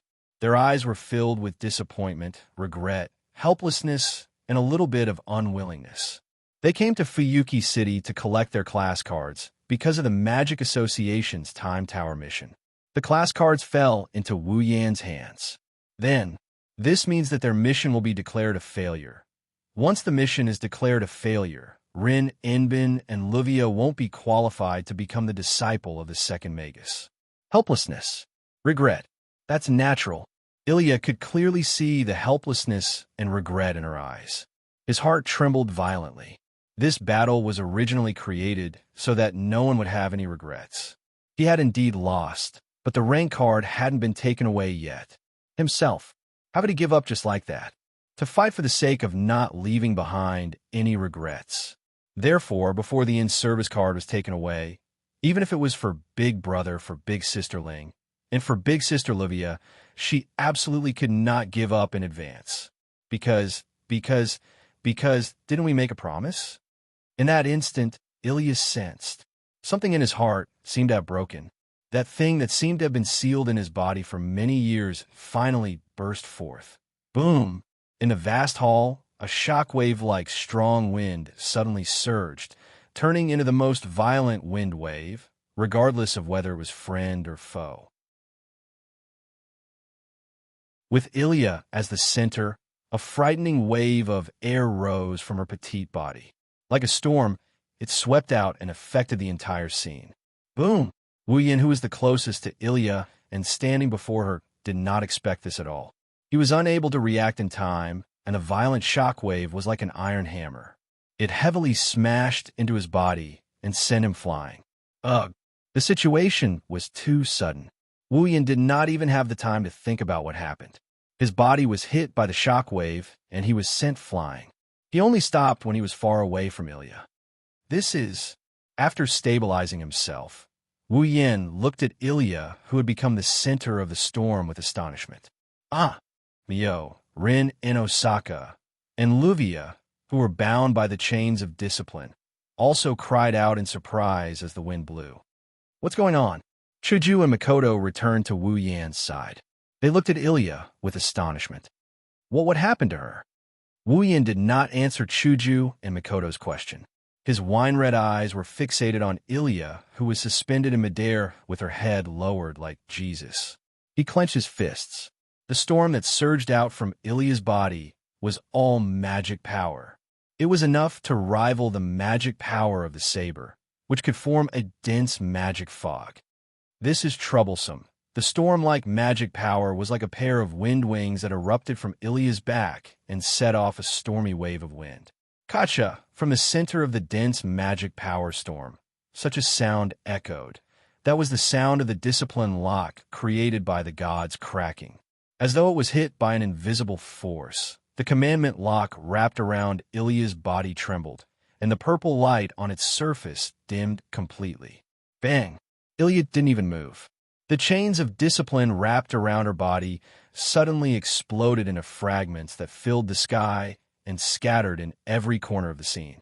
Everyone present looked at this scene in shock. But an even more shocking scene was yet to come. The magic power storm that swept through the entire scene revolved and completely withdrew into Ilya's body. Her head was lowered and her expression could not be seen. A layer of gentle light covered her body. Ilya! The ruby cried out in shock, but Ilya let go of it without hesitation and it fell to the floor. Soon after, Ilya raised her head and revealed her golden pupils. Expressionlessly, she took out a card from her body. Then, the gentle light on her body melted and poured into the ground. Like a beating heart, it rose and fell and formed a red magic formation that resembled a circular door. Dream summoning. Following this emotionless and cold voice, the card in Ilya's hand turned into light particles that slowly dissipated into the air and entered Ilya's body. BZZ, the door-like circular magic array spun, and dense mana storms emerged from the magic array and flowed into Ilya's body. In the next moment, dazzling light erupted from Ilya's body. Within the dazzling light, Ilya's clothes gradually disappeared. Her petite body was covered in a layer of magic power flames. The flames started burning all over Ilya's body. As if they were condensing something, they began to fluctuate. By the time the magic power flames disappeared, Ilya's clothes had completely changed. There was a black skin-tight garment on her chest. It covered Ilya's chest and exposed everything below her chest. She wore a short red jacket that could only cover her shoulders and arms. She wore a pair of black tights that reached her ankles and a red skirt with a slit in the front that looked like a cloak. Her snow-white hair was tied behind her head. The skin on her neck flickered with a pearl-like luster under the light. Ilya's field? Foam. Eins Balin. Level 75. Wah. Mio, Rin Enbin, Luvia, and the others opened their eyes wide in disbelief. Dream summoning? It can't be. Hinajiku and Makoto's expression changed as well. Isn't that the last of the 3 ways to use the class card? Using oneself as a medium to materialize the power of the heroic spirit on oneself? Doesn't Ilya only know how to use the limited expansion class card? Why would she use the dream summoning? No one could answer this question. Ilya, who was as cold as an iceberg, didn't give anyone the time to think about it. Projection begin. An illusory halo formed by magic power formed a faintly discernible spherical object. It flashed in Ilya's hand. Ilya's emotionless gaze shot over like an arrow. A black longbow formed in the faintly discernible magic light ball and fell into Ilya's hand. At the same time, a sword that gradually became thinner appeared in Ilya's hand. Upon seeing this, Wu Yan's expression tightened and he shouted, "Back off!" Boom! At the same time, a laser-like arrow was released from Ilya's bow. The arrow tore through space and arrived in front of Wu Yan in an instant. It sounded like a gunshot. Boom! Like a missile, the laser-like arrow exploded and burst into flames. It engulfed Wu Yan, Chuju, and Mikoto. Chapter 1486. Looking at the area filled with flames below them, Rin and Osaka, Livia and Mayu were dumbstruck. What happened? Livia had a dumbstruck expression. She had no reaction at all. Ilya. Rin and Osaka turned his gaze to Ilya, whose eyes had turned golden. Her expression was as calm as an ancient well. An intense fluctuation appeared in his eyes. How could this be? Even Mayu was unable to maintain her usual indifference. Shock filled her little face. At this moment, Ilya's three companions were all shaken. They looked at Ilya, who gave them a completely unfamiliar feeling, and looked at each other in dismay. Evidently, they were also unable to understand why Ilya would undergo such a change. What they were certain of is that Ilya used a class card and completely transformed herself into a heroic spirit. In other words, the current Ilya has become an existence akin to a heroic spirit. This is a lie, right? This was the only thought that Rin and Osaka, Livia, and Mayu had right now. But at this moment, the expression of Ilya, who was holding the black longbow, changed. Her empty hand suddenly moved, and a strangely shaped dagger that resembled one of the extremes of Taiji appeared in her hand. Tightly holding the short blade in her hand, Ilya fiercely swung it. Bringing forth a sharp gale, the short blade ferociously hacked at a certain space beside her. The sharp short blade streaked across space. When it was about to reach a certain location, the space there suddenly fluctuated. A black silhouette appeared without any warning. Holding a nimble long blade, that black silhouette met the incoming short blade head-on without any hesitation. Clang! The long blade and short blade collided. A thunderous sound of collision mixed with ripples of energy rapidly spread out. The ripples of energy struck Ilya and the black silhouette holding the long blade. Hung! Both Ilya and the black silhouette retreated several steps at the same time, creating a distance between them. This allowed Ilya to clearly see the black silhouette's true appearance. Naturally, it was Wu Yin. Strength. You become a lot stronger. Wu Yin curled his lips. A trace of graveness could be seen in his eyes. He looked at the pair of emotionless golden eyes that were looking at him. Wu Yin narrowed his eyes. You are Ilya, right? Ilya didn't say a word, as if she didn't know Wu Yin.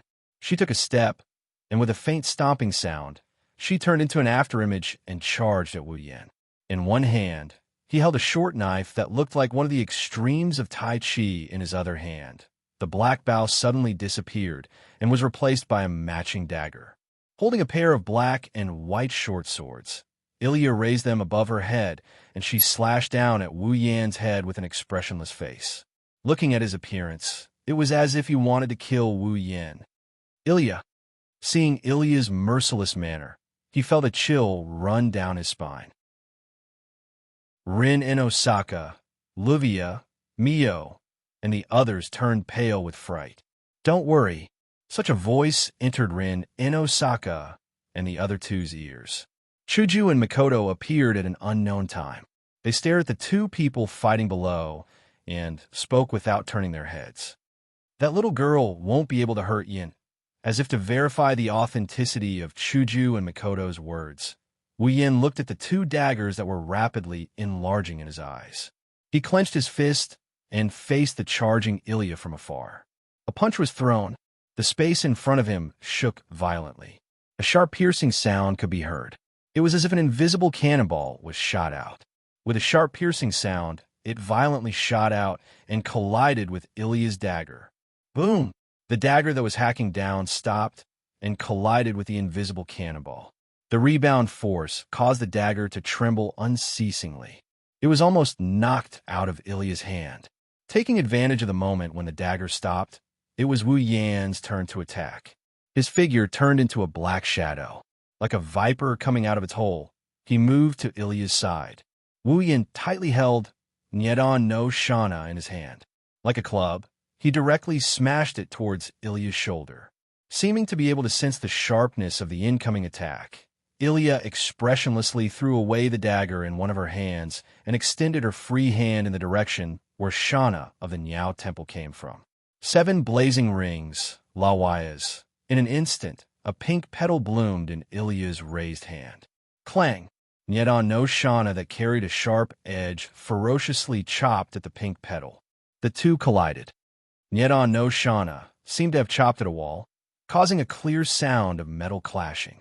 A cold glint flashed through Wu Yan's eyes. He twisted the arm holding Nyedan no Shana. With a bang, a burst of red lotus flames suddenly ignited on the dagger. The flames of the red lotus surged out like a tidal wave. Through the blade of Nyang Dien Shana, the flames climbed onto the flower shield called 7 blazing rings, Lawayas. With a strange spin, the flames trickily spread and burned towards Ilya. At this moment, Ilya slightly frowned. Then, her expression became more and more indifferent. Ilya straightforwardly abandoned 7 blazing rings, Lawayas, and allowed it to be covered by the red lotus flames. She leaned to the side and suddenly moved. Her body passed through the gaps between the petals of 7 blazing rings, Lawayas, and rushed towards Wu Yan like a ghost. A faintly discernible light flashed in her hand. Once again, a pair of black and white daggers appeared in Ilya's hand. With a chi sound, the daggers cut through the air and ruthlessly chopped towards Wu Yan's neck. Clang! As the daggers fell, Wu Yan did not dodge. With an expressionless face, he waved Nyedan no Shana and collided with the daggers.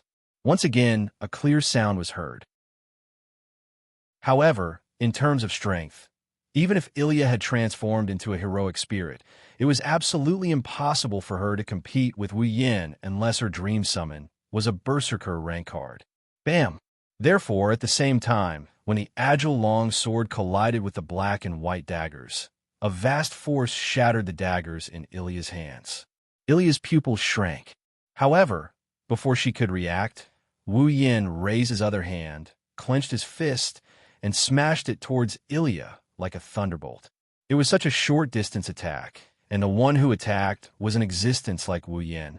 Even with the strength of a heroic spirit, Ilya could not dodge in time.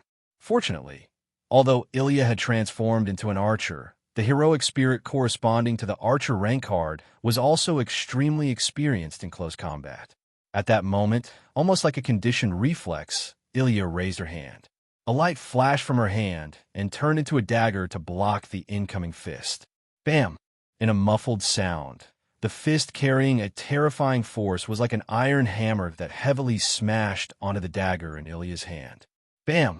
The dagger shattered and scattered like powder.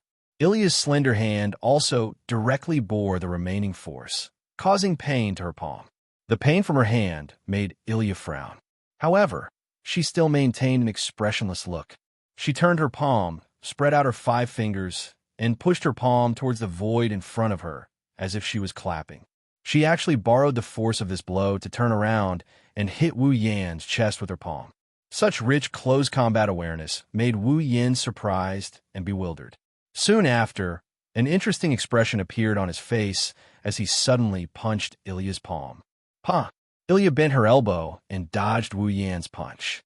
Then, she clenched her hand and the black and white daggers flashed in her hand again.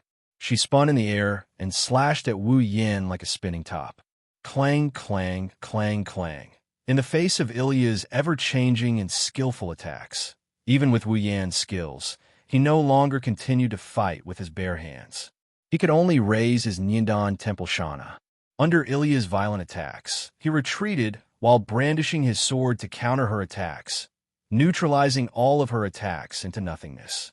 In the blink of an eye, Wu Yin and Ilya exchanged a dozen blows. Even though Ilya took the initiative to attack, Wu Yin still managed to parry all of her attacks.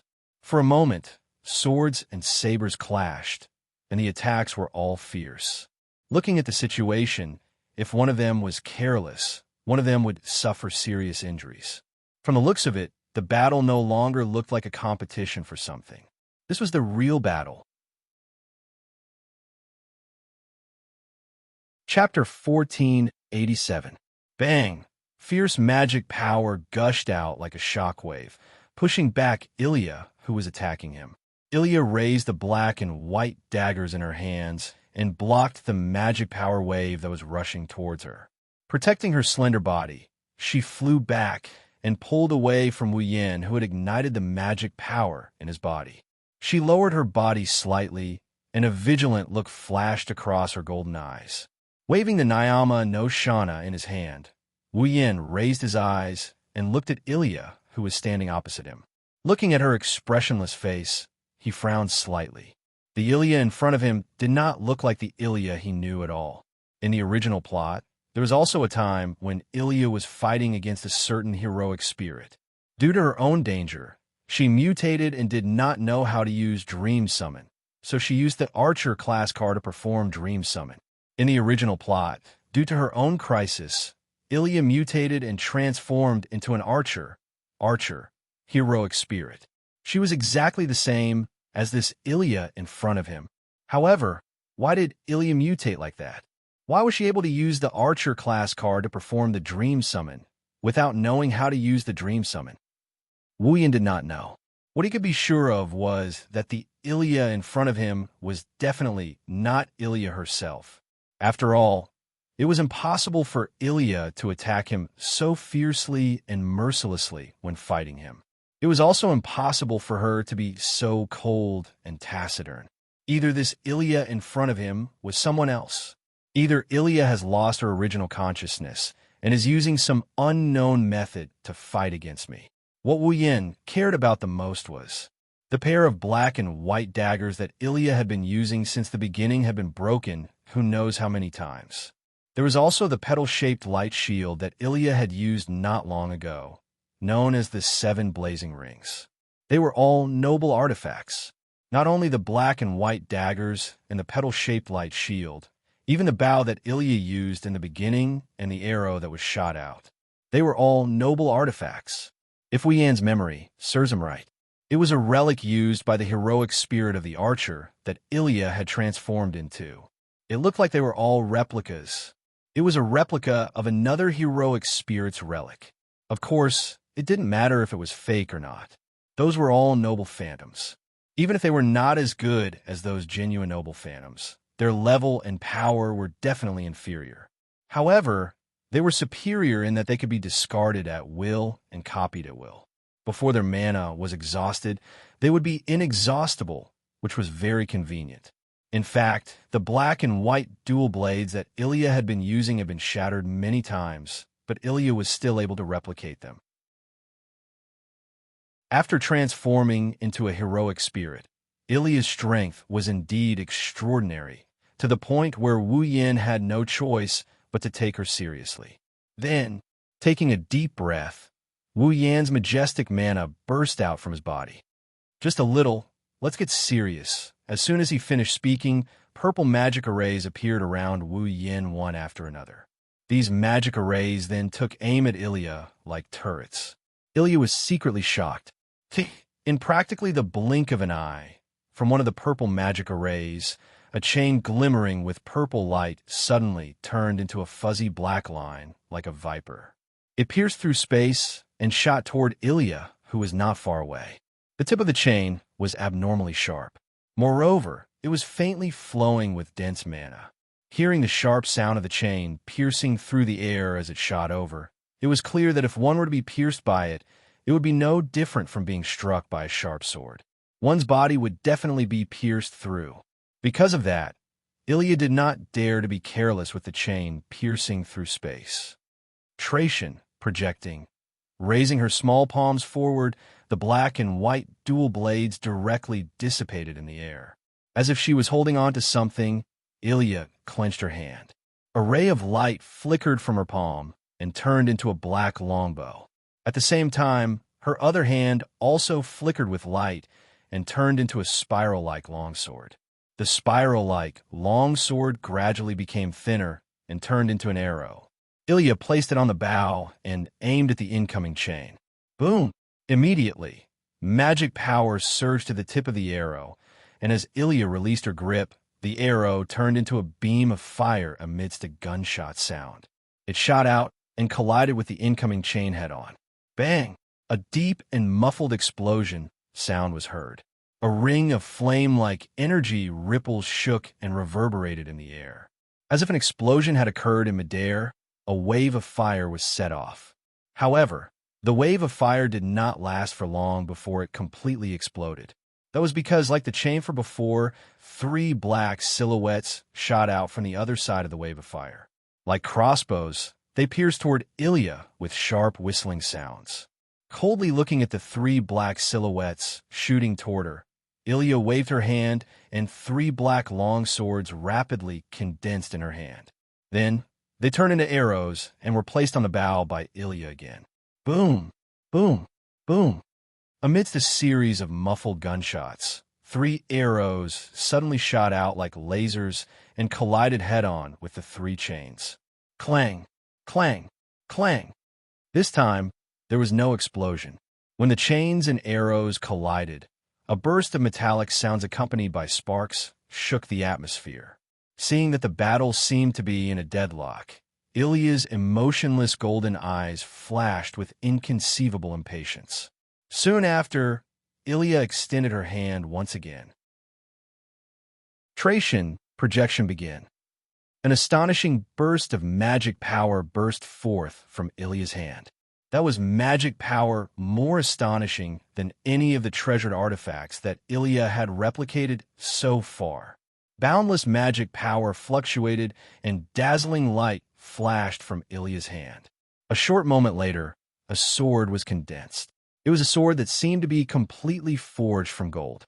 The sword's edge was golden, the sword's hilt was blue, and the sword's body was flowing with a chilly sharpness. Seeing such a sword, regardless of whether it was Wu Yan who was standing opposite Ilya or the many girls watching from the sidelines, all of their eyes trembled. It was none other than the Excalibur. Ilya had replicated the Excalibur.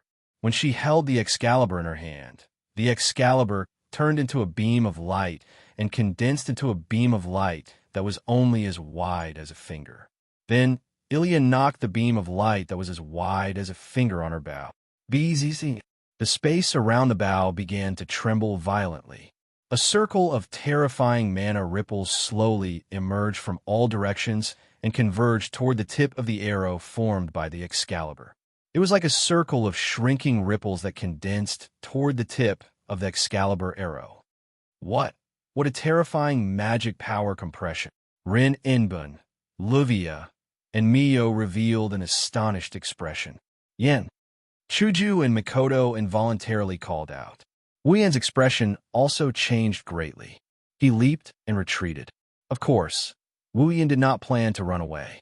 While retreating, terrifying magic power erupted from Wu Yan's body like a flash flood. A vast amount of magic power rapidly rushed through the space and unceasingly rushed toward the sky like a tide. With a spiral, it turned into a whirlpool like a black hole. The whirlpool gradually rotated. Every time it rotated, it would emit a fiery red luster. Not long after, bright red light filled the entire whirlpool. In the end, it emitted an extremely oppressive aura like a volcanic crater that was about to erupt. Seeing this scene, Ilya's expression fluctuated a few times. Then, her expression suddenly became serious. She focused, aimed, and released the arrow in her hand. Boom! A sound more oppressive than any of the previous arrows released by Ilya resounded through the sky. The many girls on the stairs covered their ears in shock. Soon after, the arrow of light carrying terrifying magic power ripples violently shot out. The speed of the arrow of light was so fast that it could even penetrate the obstruction of space. In a flash, it carried an astonishing amount of magic power and appeared only a few meters away from Wu Yan. Looking at this terrifyingly powerful attack, the faces of Rin, Enbin, and the others instantly paled. Even if they weren't in the center of the battlefield, they could still feel the terrifying power contained in the arrow of Excalibur. If they were hit by it, they would definitely die. But as the target, Wu Yan slowly closed his eyes. The magic power on his body suddenly revolved and poured into the fiery red whirlpool in the sky. An equally powerful and terrifying flow of mana surged out of the vortex and into the surroundings. Awakened Titan's hand. Following a shout, a huge fiery red arm over 10 meters long emerged from the red whirlpool. The moment that fiery red arm emerged, the surrounding space violently shook like an avalanche. Under the horrified gazes of many onlookers, the huge fiery red arm emitted an unusually strong pressure and mana fluctuation as it ruthlessly swung its fist at the Excalibur arrow that was shooting towards it. Boom! In the next breath, two attacks that contained an extremely frightening might collided in the air above the spacious hall. A thunderous roar resounded through the entire sky of Fuyuki City. Chapter 1488. Boom! An earth-shattering roar, centered on the Eiderfeldt's mansion, resounded throughout the night sky of Fuyuki City. Like an earth-shattering thunder, many people in Fuyuki City were awakened from their sleep, and they broke out in cold sweat. Even the residents of Fuyuki City had such an impact, let alone the many girls who were still in the mansion of the Eiderfeldts. The deafening noise was even worse. Even though they were prepared, many of the young girls watching from the sidelines were still shaken to the point that their ears buzzed. Even their vision became slightly blurry. At the point where the two extremely ferocious attacks collided, wave after wave of substance like shockwaves crazily spread in all directions. Even space itself had become slightly distorted under this frightening shockwave and collision. It was an extremely frightening sight. Mikoto, seeing that the shockwave was about to hit them, Chuju quickly shouted. Understood. With a single leap, Mikoto arrived in front of all the girls. With a wave of her hand, a wave of black iron sand gushed out from the ground. With a wave, it condensed into a thick wall, protecting all the girls inside. Boom!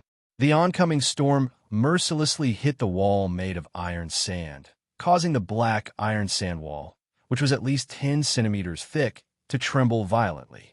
Cracks began to appear on the side of the wall that was directly hit by the storm.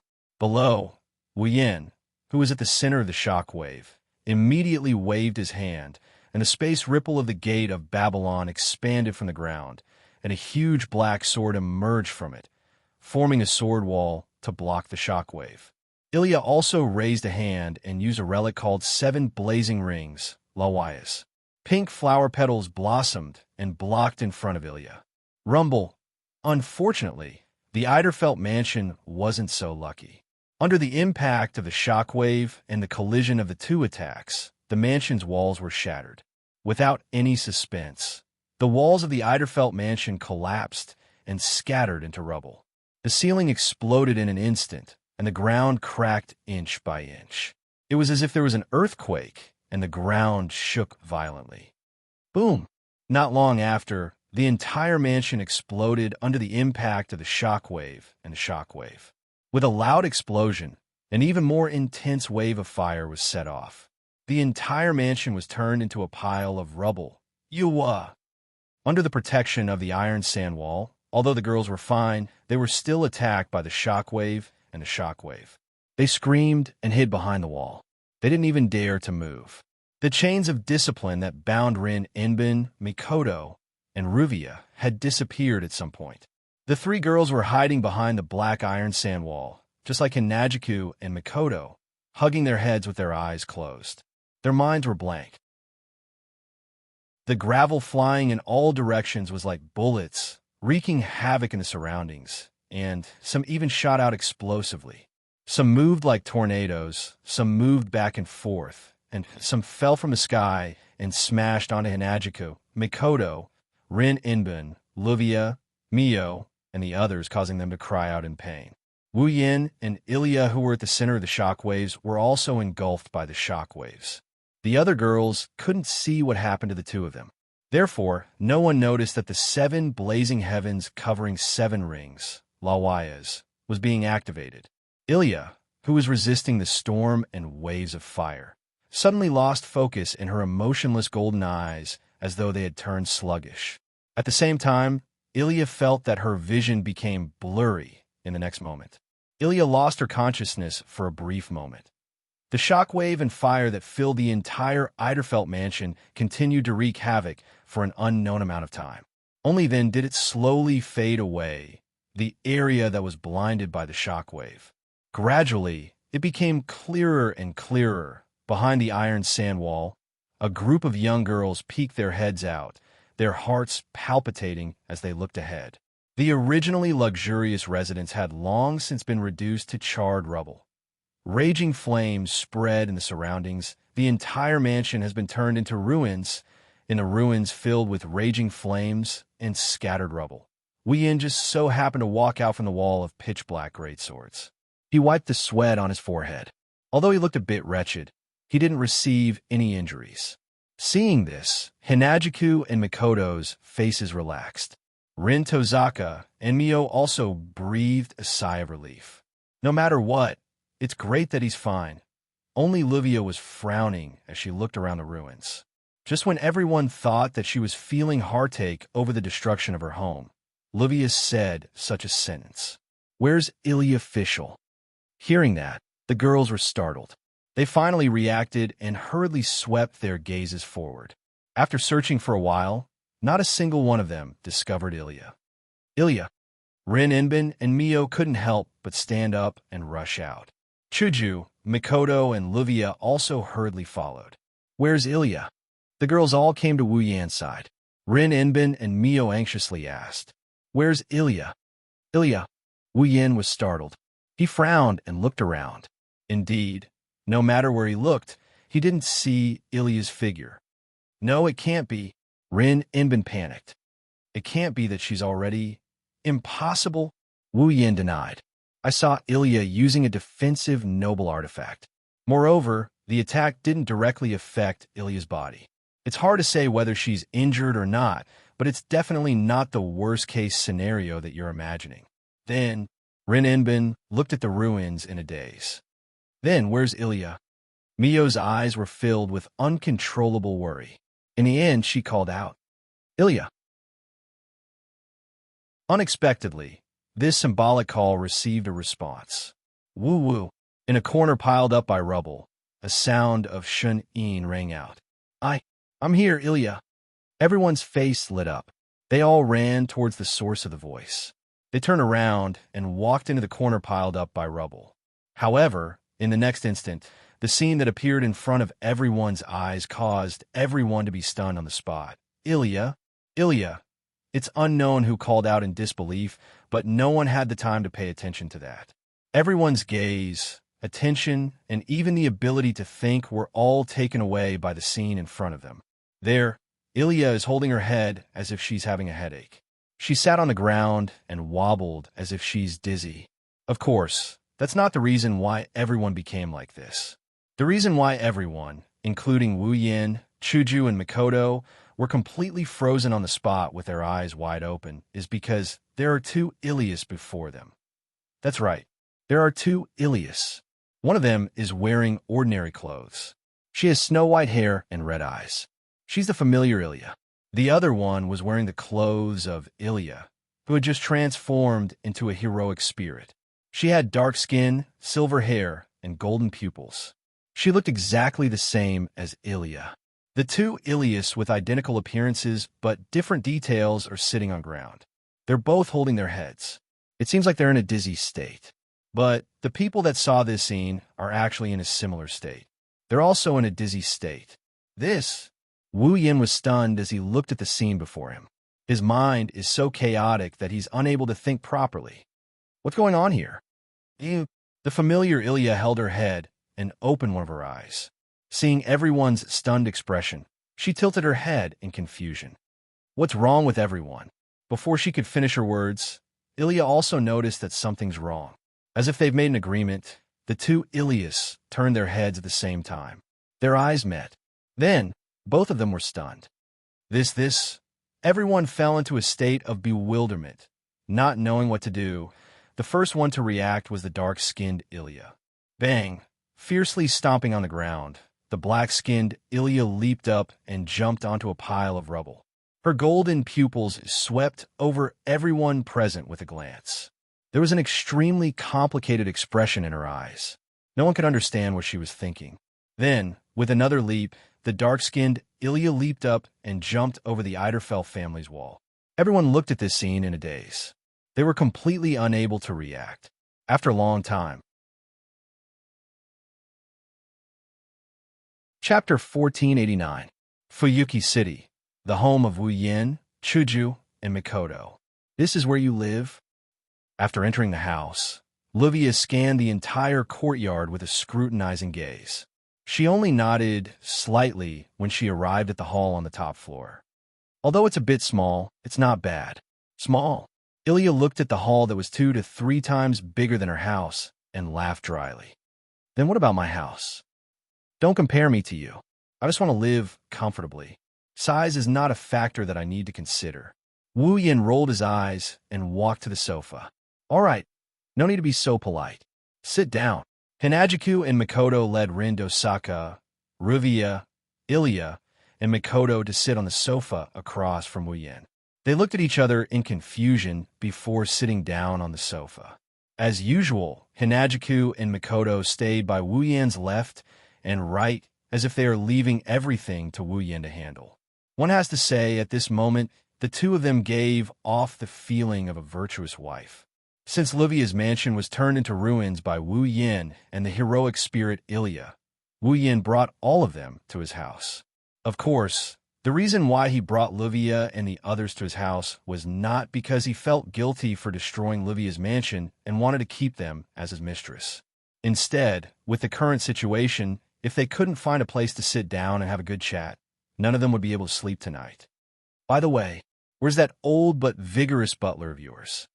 Wu Yin asked Livia in confusion. I didn't see him today. Ogiist has temporarily returned to the main family. Livia casually replied. Today's battle isn't something that Ogiist can participate in, so I had him leave. Fine. Wu Yin pursed his lips. Then he looked at the main character of the day, Ilya, who was looking very nervous. So, Ilya, don't you have anything you want to say? Say. Ilya tilted her head. Her big watery eyes were filled with confusion. Say what? Don't tell me you don't have any clue about the changes in your body. Rin in Osaka couldn't help but ask. That black Ilya, what's going on? Everyone's gazes gathered on Ilya at the same time, causing her to involuntarily shrink her head. However, her eyes were still filled with confusion and even some grievance. Even if you ask me that, I still have no idea what's going on. According to Ilya herself, when Wu Yin was about to take away her rank card, something came out of her body. She felt as if something was coming out of her body. Then, she didn't know anything else. When Ilya regained her consciousness again, it was already after the battle between Wu Yin and the heroic spirit Ilya. Another dark-skinned Ilya appeared. As for what happened in between, Ilya had no recollection at all. It was as if a part of her memory was suddenly missing. She couldn't connect the two at all. In other words, Wu Yin asked with uncertainty, you have no idea what you did. You don't even know that you used dream summoning? I can't remember anything. I only remember Oni-chan wanted to take my class card away from me. Then my vision started spinning. When I recovered, that black guy appeared. Ilya hugged her head in frustration. She looked at Wu Yin with a pained expression. By the way, what is dream summoning? Dream summoning? Livia suddenly recalled something. Speaking of which, Ilya Field also said the same thing before he turned into a heroic spirit. What is dream summoning? Rin Inbin looked deeply at Wu Yan. You seem to know a lot about it. This time, everyone's attention was focused on Wu Yan. Because of this, no one noticed that Mei Yu was looking at Wu Yan with a complicated and serious expression. It was as if this question wasn't a question to her. It was as if she was on a mission. Let me explain. The one who responded to everyone's puzzled gaze was Chuju, who was pouring tea. Hinajiku explained after looking at Rin Tobisaka's group of 4. The so-called dream summoning refers to using the same principle as the limited expansion to use the rank card.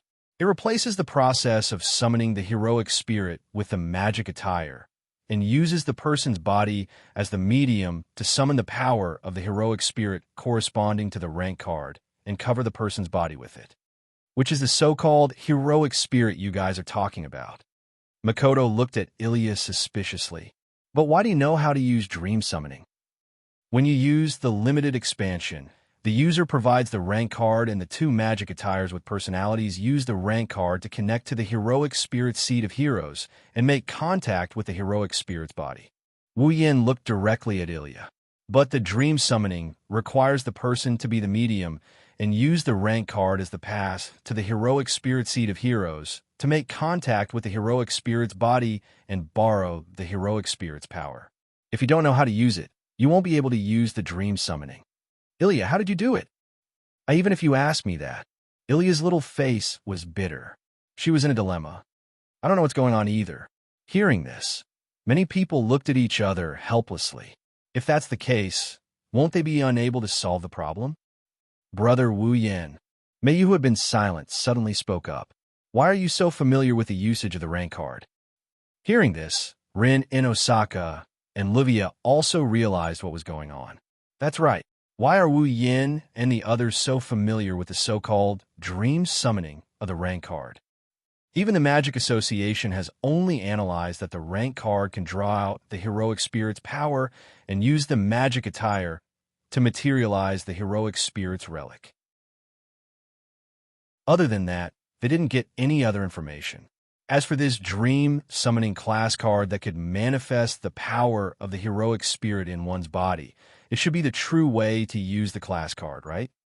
Even a Magic Association couldn't analyze the usage of this card, so how did Wu Yin and the others know about it?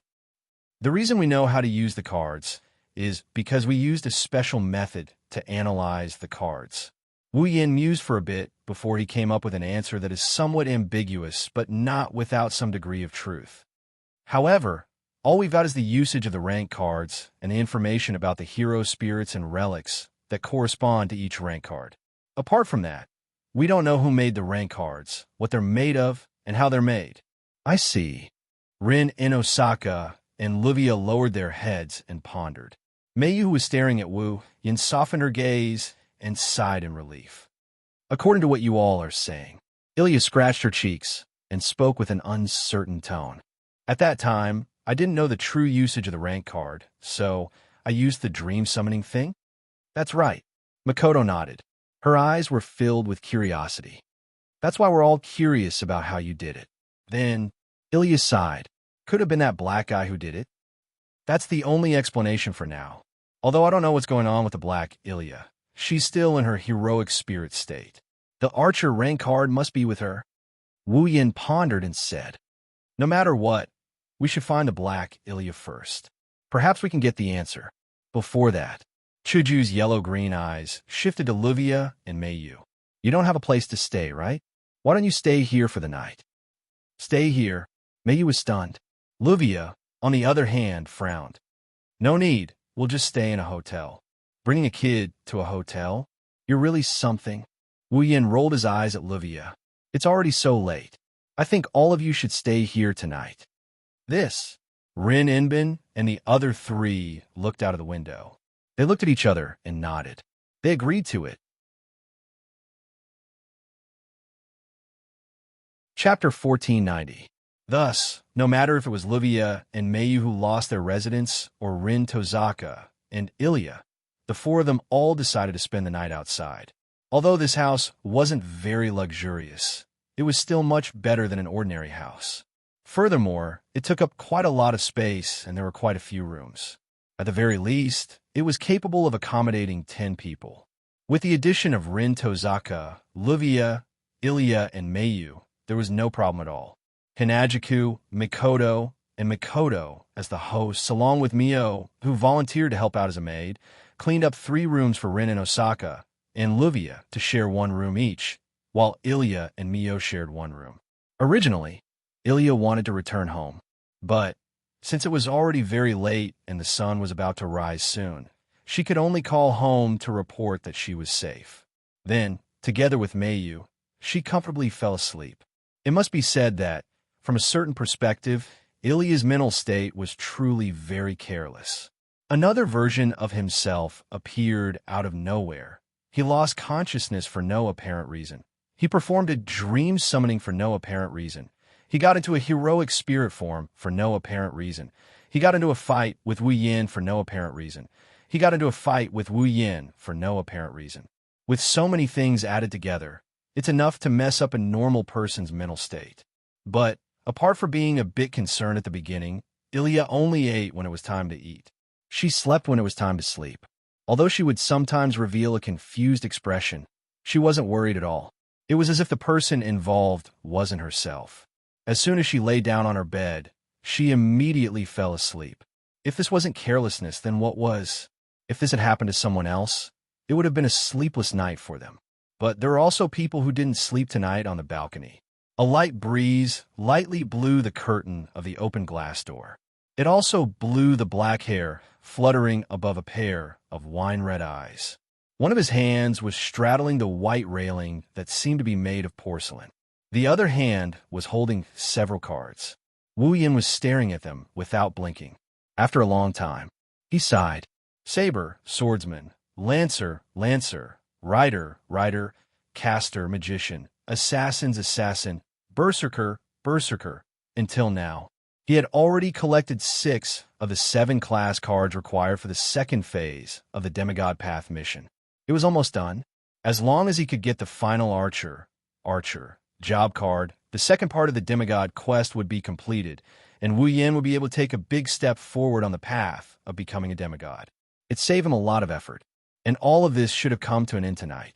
Who would have thought that something like this would happen at the very end? The archer that went missing is nowhere to be found, the second Ilya. The dream summoning that shouldn't have appeared. All of this messed up everything. Wu Yin had no way of predicting what would happen next. As for the original work, Wu Yin only knew that the 7 class cards were retrieved by Rin Enbin, Luvia, Ilya, and Mio from the Mirror Realm and returned to their normal lives. After that, he didn't continue to learn about it. Therefore, Wu Yin didn't know if the Black Ilya would appear in the original plot. What he was sure of was that the archer job card must be with the Black Ilya. No matter what, if Wu Yin wanted to complete the mission, then it was necessary to find the Black Ilya. As for what to do after finding it, it depends on the situation. Looking at all the class cards in his hand, except for the archer, Wu Yin muttered. What do you mean by depends on the situation? The moment Wu Yin finished speaking, a voice came from behind him and entered his ears. Wu Yin paused for a bit before he guessed the other party's identity from the other party's voice. He laughed out loud without turning his head. What? You haven't slept yet? Aren't you the same? With such an answer, the person came to the side of the fence. She put her hand on it and leaned her body on it. Her waist-long black hair fluttered in the wind. Her green eyes were like the surface of a lake, rippling with circles of waves. It was exceptionally beautiful. Looking at such a beautiful scene, Wu Yin couldn't help but look sideways. His eyes revealed a trace of surprise. This is the first time I've seen you with your hair down, Miss Rin. I don't know if there are people who tie their hair up when they sleep, but I don't belong to that kind of. Rin Inosaka caressed her black hair lazily. She didn't seem to notice that she was more beautiful than usual. She glanced at Wu Yin. Don't think that seeing my unexpected side will increase your impression. Unfortunately, I don't seem to care about my image in front of you. Don't care about your image? Wu Yin laughed bitterly. So what if she doesn't care about her image? With a good foundation, she would still be a beauty regardless of whether she wore makeup or not. No matter how rough her behavior was, there was a unique charm in her gestures. Rin in Osaka was probably this kind of person. Moreover, as the young lady of a prestigious family, Rin in Osaka was very concerned about her image in front of outsiders. Now, she said that she didn't care about her image in front of Wu Yin. Thinking about it, she more or less treated Wu Yin as one of her own. The two of them leaned against the railing of the balcony. They didn't feel sleepy at all. They raised their heads and looked at the night sky of Fuyuki City. They let the breeze caress their bodies and enjoyed the tranquility of the night. Under such circumstances, the two of them seemed to have gotten a lot closer to each other. What are you going to do next? After an unknown amount of time, Rin Tasaka stared at the night sky and spoke. Should I continue to search for the Archer rank card? There's only one left. Of course, we still have to look for it. Wu Yin looked at the 6 class cards in his hand and shook his head. Why don't you tell me what you're going to do? You don't even have a single grade card in your hands anymore, do you? So, we don't have to decide what to do next. We'll report this to the Magic Association and let them decide. Rin in Osaka pursed her lips. Anyway, I'm not going to continue the mission and retrieve the class cards. I'm going to be fired. I'm going back to the chronometer tower to be a substitute chairman. I'm going to be a magic apprentice. Is that so? Wu Yin pondered for a moment and said, in other words, you're going to leave Fuyuki City tomorrow, right? I can't deny it. Rin in Osaka stroked her hair. But, since we can't report to the higher-ups that we've dragged ordinary people into this mess, I'll only report to the higher-ups that there's another group of people collecting the cards. If we're fired and the people in charge of collecting the cards change, they'll look for trouble with you. Don't look for me. It doesn't matter to me either. Wu Yin shrugged and smiled. No matter who the opponent is, I don't think I'll lose. You're so confident. Rin in Osaka looked at Wu Yin. Wu Yin didn't know if it was an illusion, but he felt that there was a trace of resentment in her beautiful green eyes. Yeah, it doesn't matter to you who it is. Once I go back, you'll forget about me, right? Oh. Wu Yin raised an eyebrow and a faint smile appeared on his face. Miss Rin, you can't bear it? Can't bear it? You? Rin in Osaka sneered and turned her head away. Her ears turned red. Do you think it's possible? Who knows? Wu Yin spread his hands and hugged Rin in Osaka. You. Rin in Osaka's eyes widened as she struggled. What are you doing? I'm trying to confirm the feelings of a certain arrogant girl. Wu Yin held Rin in Osaka's waist tightly with one hand and pinched her chin with the other. He lifted her beautiful face up to meet his eyes. Wu Yin looked at Rin in Osaka's confused expression and smiled. Why don't we follow up on that kiss from last time? I'm warning you. Rin in Osaka's face turned red. Her eyes flickered and her voice became coquettish. Don't think you can do whatever you want just because I can't beat you, then. Wu Yin slowly moved his face closer. Just think of it as me messing around. Looking at the face that kept growing bigger and bigger, Rin's pretty face became a mess of panic. Does he really want to follow up on that kiss from last time? Wait. Ugh. Rin in Osaka wanted to say something, but the short distance between them made it impossible for her to finish her sentence. In the end, Rin in Osaka's panicked expression reduced the distance between their lips to 0. Ugh. Rin in Osaka whimpered. Her slender hands kept hitting Wu Yin's chest in an attempt to make him stop. Unfortunately, Rin in Osaka's strength couldn't even kill a mosquito. In this situation, she was only trying to resist. Not long after, not only Rin's lips, but Rin's tongue was also easily subdued by the other party. Gradually, Rin in Osaka lost her strength. Under the moonlight, two silhouettes overlapped, as if they were close, as if they were separated. Chapter 1491. The next day, last night's battle started at midnight. After it ended, everyone went to Wu Yin, Chuju, and Mikoto's house to sleep. It was already 1 o'clock. However, when they woke up, it was already 7 o'clock in the morning. It was very early. In other words, they only slept for about 6 hours. There was nothing they could do about it. Ilya and Mio still had to attend classes, and Rintozaka had to report to the Magic Association's chronometer tower. Livia's house had already been reduced to ruins, and it was currently being concealed by a cognitive barrier. She also had to go back and deal with the aftermath. Therefore, even though they were a bit tired, the four of them still woke up early. Chuju and Mikoto were the same. They were more or less tired, but the guests were already awake. As the host, they couldn't just keep sleeping. With this thought in mind, the two of them woke up early. As for Wu Yin, he also woke up. It wasn't that he woke up. To be more precise, he hadn't slept since last night. He didn't want to go back to sleep. Instead, he personally prepared breakfast for the girls who woke up early. In the living room, the table that usually only had Wu Yin, Chuju, and Mikoto was now filled with people. This rare lively scene made Hinajiku and Mikoto feel quite happy early in the morning as they sat on the two sides of Wu Yin. They happily enjoyed the breakfast that Wu Yin prepared. On the other hand, Livia, Ilya, and Mayu widened their eyes after tasting the breakfast. Shortly after, they turned into gluttons and wolfed down the sumptuous breakfast on the table without any regard for etiquette. Obviously, the three of them were conquered by Wu Yan's proud cooking skills. As for Rin Tozaka, since she appeared in front of everyone, she kept her head down and didn't take the initiative to say a word. Even when someone tried to talk to her, she was hesitant. Her behavior was very strange.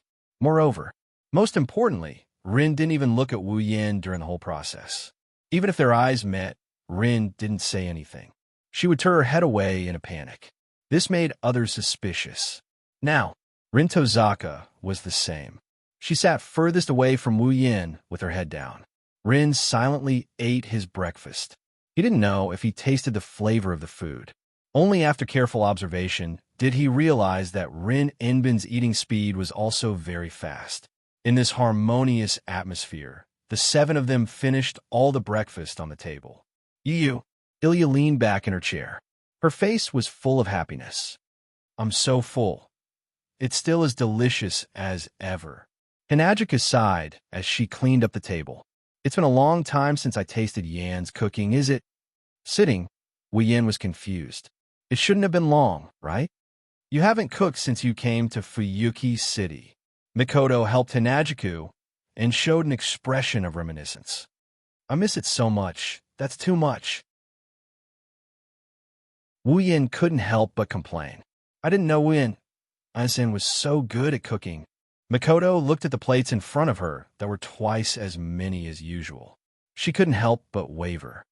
If you eat this every day, you'll get fat easily, right? Don't worry, Wu Yin waved his hand. I'm careful not to use food with a lot of calories. You won't get fat. You're still young. Is it okay if you don't eat more? We've eaten enough. Ilya and Mikoto smiled bitterly. This taste, it's a high-class treat. Livia elegantly wiped her mouth with a napkin. She looked at Wu Yin with eyes full of passion. Hey, do you want to be my personal chef? You can choose your salary. You only need to be responsible for my 3 meals a day. How about it? I'm afraid his wealth is no less than yours, nouveau riche. Rin Tozaka said coldly. Also, your meals are prepared by Ogiest, aren't they? If he hears you say that, he will definitely cry, right? Ogiest is not as petty as you. Livia curled her lips. I know how to enjoy myself. I'm different from a monkey who only needs to eat bananas. Who are you calling a monkey? Allah la la. There's a monkey squeaking. Rin Inosaka and Livia glared at each other fiercely. Chuju and Mikoto, who witnessed this scene for the first time, couldn't help but exchange glances. Chuju asked in an uncertain tone. Has your relationship always been this good? Huh?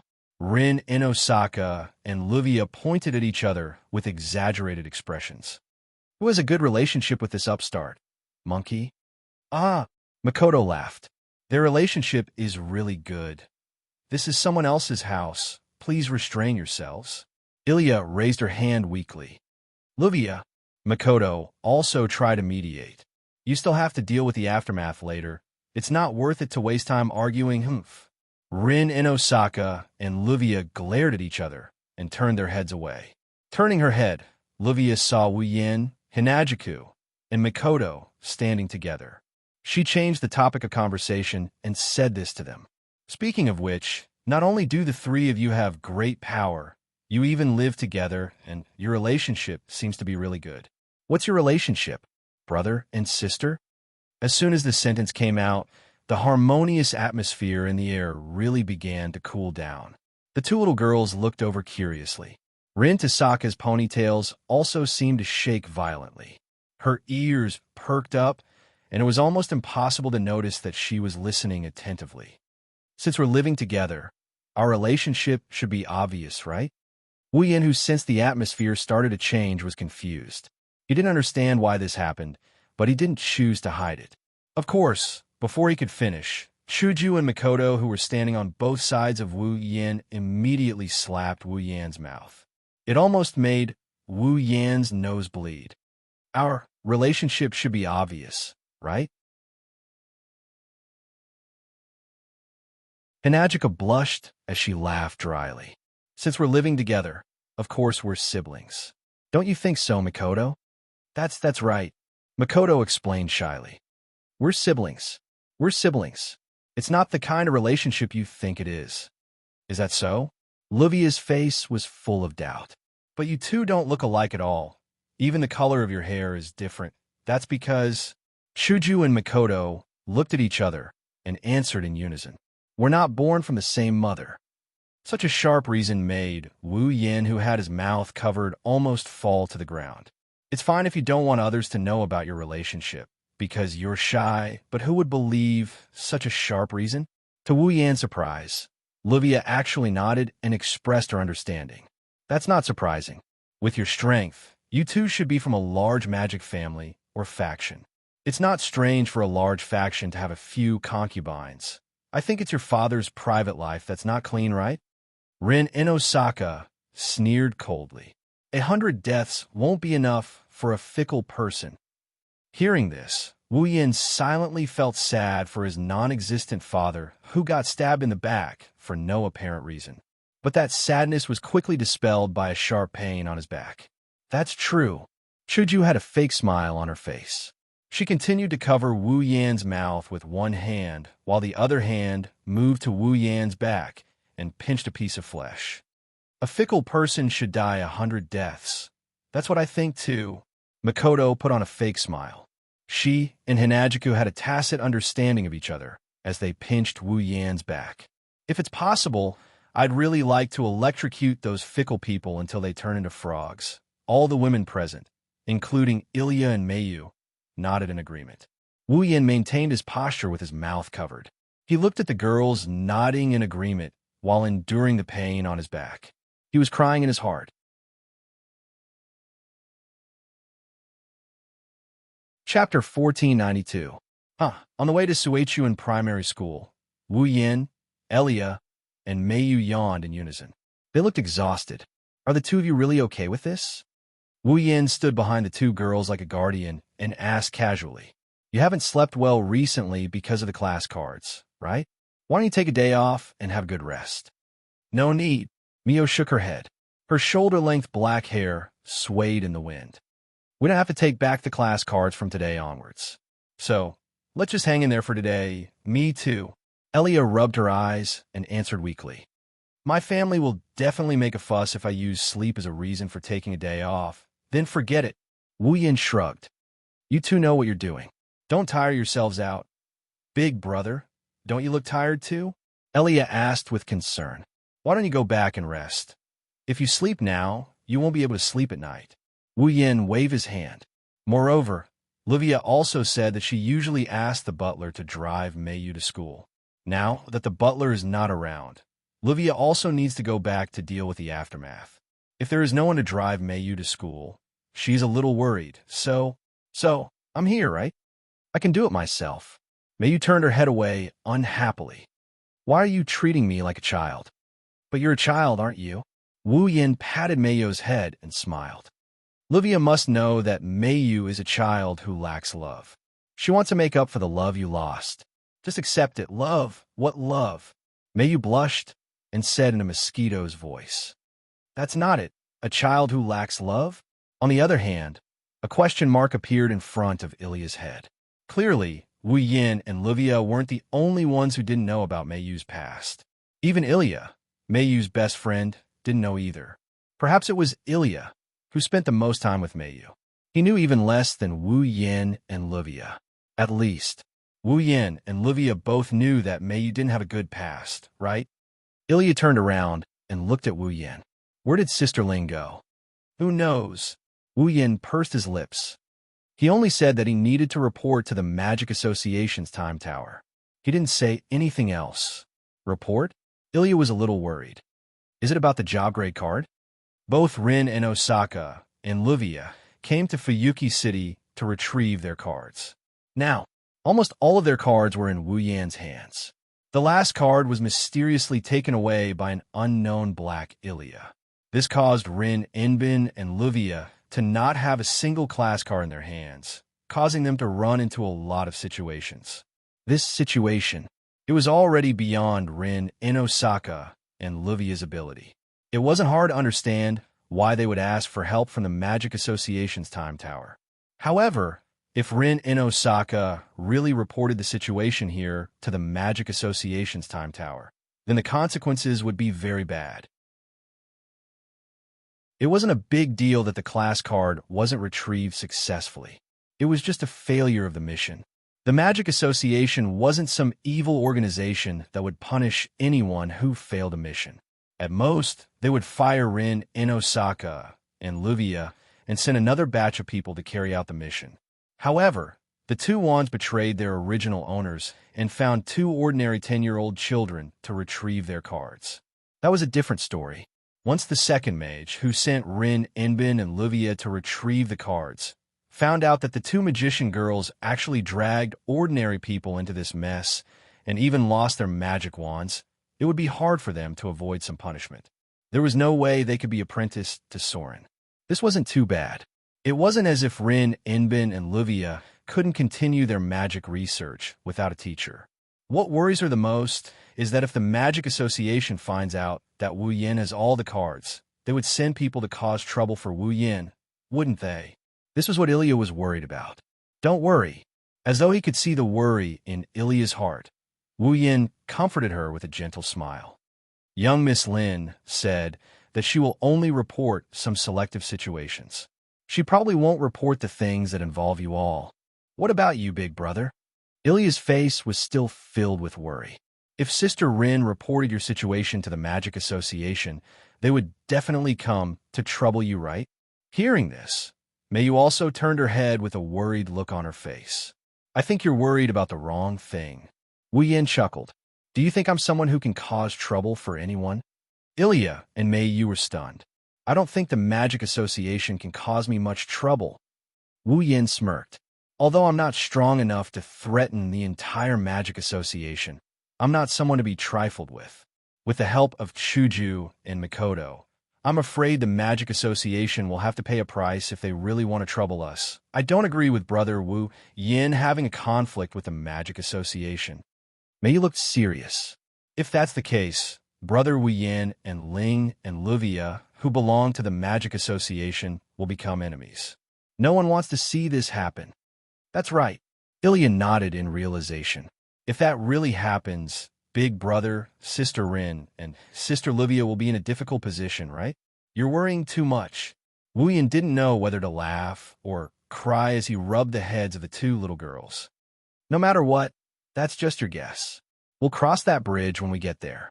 Don't think too much about it. After saying that, he pushed the two magical girls who couldn't let go, and the three of them continued to walk on the road to the Suechuan Academy Primary School. Suddenly, a black shadow rushed from one corner behind Wu Yin, Ilya, and Mei Yu at lightning speed to another corner. In front, Wu Yin stopped in his tracks. He turned his head and looked behind him. There was nothing there. Everything was as usual. Glancing at every corner behind him, Wu Yin narrowed his eyes. Just now, what's wrong? The two little girls turned around and looked at Wu Yin strangely. Wu Yin opened his mouth slightly and closed it.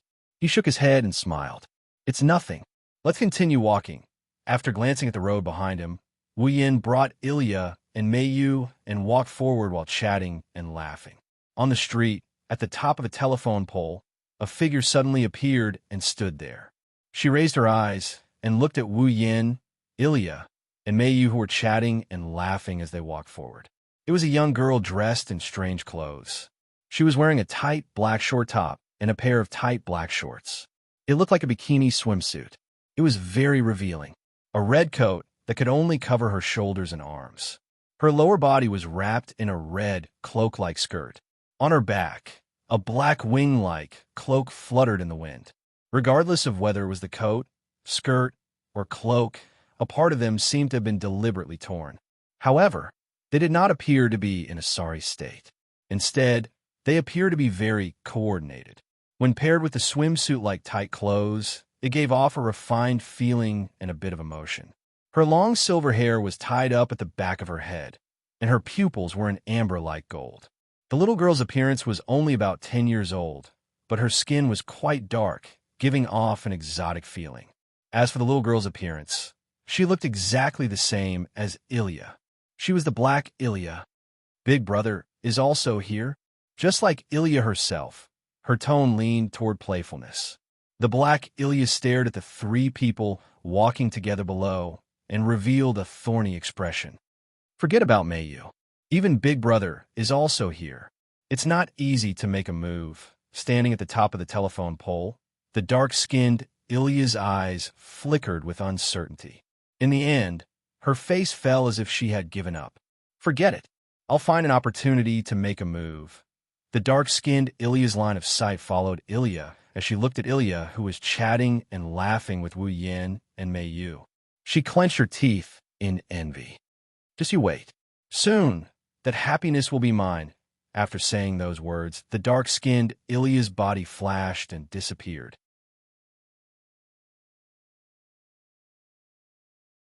Chapter 1493. Fuyuki City, private Suichuan Gakuin Primary School. Groups of primary school students in uniforms were chatting noisily, chatting and laughing with an indescribable peaceful atmosphere. They walked into the private Suichuan Yuan Primary School department, which did not occupy a large area. At the entrance of the school, Wu Yin also brought Ilya and Meiyu to the school. When he saw this peaceful and warm scene, he could not help but dispel the tiredness in his body. A smile appeared on his face. Children are so energetic. With such feelings, Wu Yin patted the two little girls' heads. You two are still children. You should learn from them. You. Ilya puffed her cheeks. We can't help it, Brother Wu Yin. Meiyu, on the other hand, closed her eyes and said with some hesitation, If possible, I really hope you don't treat me like a child. Seeing the unconvinced and unwilling expression of the two little girls, Wu Yin more or less could not help but laugh. Ilya, Meiyu. At this moment, several young voices sounded from not far away and attracted the attention of Wu Yan's group. They saw four little girls around the same age as Ilya and Meiyu. They were wearing the same uniform as Ilya and Meiyu. They were carrying school bags and waving their hands at them. They were the four little girls who were in the same class as Ilya and Meiyu. They were called Mimi, Xiaohua, Nai Tortoise, and Ryuko. Good morning. At the same time when the energetic voice sounded, Ryuko dashed towards Ilya and Ilya. She pounced toward Ilya and Meiyu, but before she could reach them, the other three little girls, as if they were facing an obstacle, ferociously rammed into her and sent her flying. Good morning. Mimi, Xiaohua, and Nai Tortoise greeted Ilya and Meiyu. Then they looked at the two magical girls and blinked their eyes. You two, Kei-hua, who had a braid, pushed up her glasses and smiled meaningfully at Ilya and Meiyu. Looks like the trouble from before has been solved. Trouble? Ilya and Meiyu looked at each other. He tilted his head. He revealed a puzzled expression. Don't tell me you've forgotten? The girl with two pink pigtails, Nana Turtle, scratched her cheeks. You guys were in a bad mood the whole day yesterday. Hearing this, Ilya and Meiyu finally remembered, because he had a fight with Wu Yin. The whole day yesterday, none of them were in high spirits.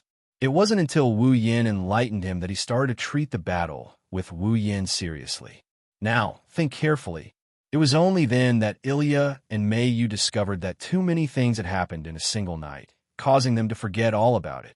As it turned out, that was just yesterday. Sorry. Ilya smiled embarrassedly. It's all right now. Everyone, don't worry. No matter what, it's good that you're fine. Mimi patted her chest and noticed Wu Yin standing behind her. Mimi put her little face in front of Ilya and Mayu, lowered her voice, and asked in confusion. You're Ilya and Mayu's classmates, right? Without waiting for Ilya and Mayu to answer, a smile appeared on Wu Yan's face. He squatted down and patted Mayu's head. Hello, I'm Mayu's brother. Please take care of me. Mayu's brother. The three little girls and Ryuko, who was knocked to the ground, were stunned on the spot. Mayu's brother? Ilya also looked at Wu Yin in surprise. Brother. Mayu muttered this word in a daze. It was as if she found it hard to believe that this word appeared. Thank you for taking care of my Mayu. Ignoring the fuss of the little girls, Wu Yin acted as if he was really Mayu's brother. While patting the head of Mayu, who was looking at him in a daze, he entered into his role courteously.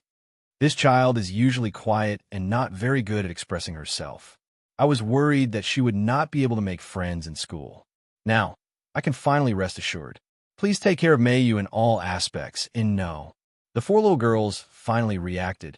Looking at the amiable smile on Wu Yan's face, they bowed in a somewhat reserved and shy manner. You're too courteous, sorry for the trouble. With an unchanging smile, Wu Yan took a step back. Then, I'll go back first. Mayu and Ilya, remember to get along well with everyone. Why yes. Seeing Wu Yin, who suddenly transformed into the big brother next door, Ilya's reaction was slow by half a beat. Be big brother. Be careful on your way back. Be careful on your way back. Brother Wu Yin. Mayu also said goodbye to Wu Yin shyly. Seeing the two little girls being caught off guard, Wu Yan's eyes revealed a teasing and mischievous expression. He waved his hand and walked to the other side, leaving the scene. The group of 6 little girls had been staring at Wu Yan's back in a daze. They watched him leave and only returned to their senses after a long time. Is that Mayu's brother? Mayu's little hands clasped together in front of her chest, revealing an intoxicated expression. So gentle, so polite, and his eyes are so beautiful, just like His Royal Highness, and he's easy to get along with, just like an adult. Nami could not help but exclaim, Mayu actually has such a brother? We didn't know. Brother Wu Yin, Mayu blushed, and her voice was as soft as a mosquito. He has always been like that. I don't think so. Longzi curled her lips. My brothers are definitely stronger than Mayu's brother. No. Ilya could not help but ridicule. Let's not talk about whether or not we're talking about strength now. Even if we're talking about strength, your brothers are definitely not as strong as Big Brother, even if they're in a group. Are you 2 biological siblings? Mayu asked doubtfully. It doesn't feel like it. No. Mayu quickly shook her head. Brother Wu Yin is not my biological brother. He's just an adopted brother, right? Kei Hua snickered mischievously and looked at Mayu mockingly.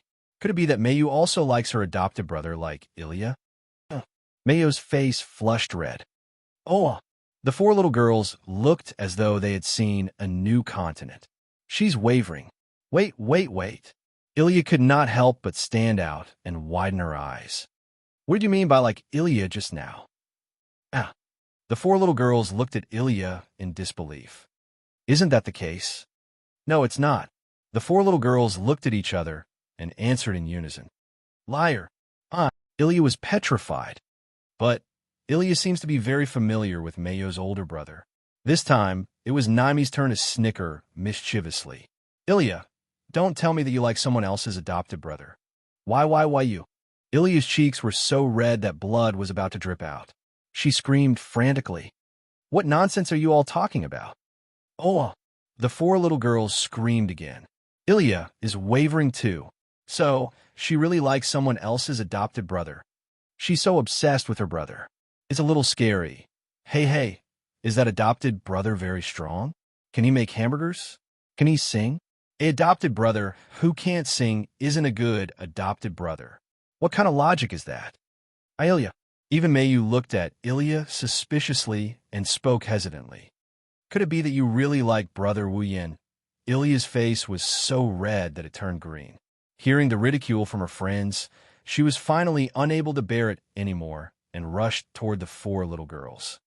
I already said that I'm not. But at the same time that Ilya rushed out, a sharp sound of something breaking through the air resounded in the surroundings. A black silhouette streaked across space like a bullet, cutting through layers of air currents and explosively shooting toward Ilya's original location. Soon after, it landed on the ground where Ilya was a second ago. Boom!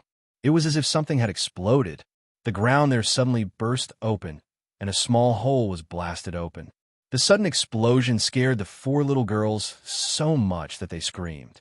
It also scared Ilya and Mayu. They immediately turned their heads and looked at the ground. There, a black arrow was stuck in the center of the small crater created by the explosion. The tip of the arrow was flickering with cold radiance.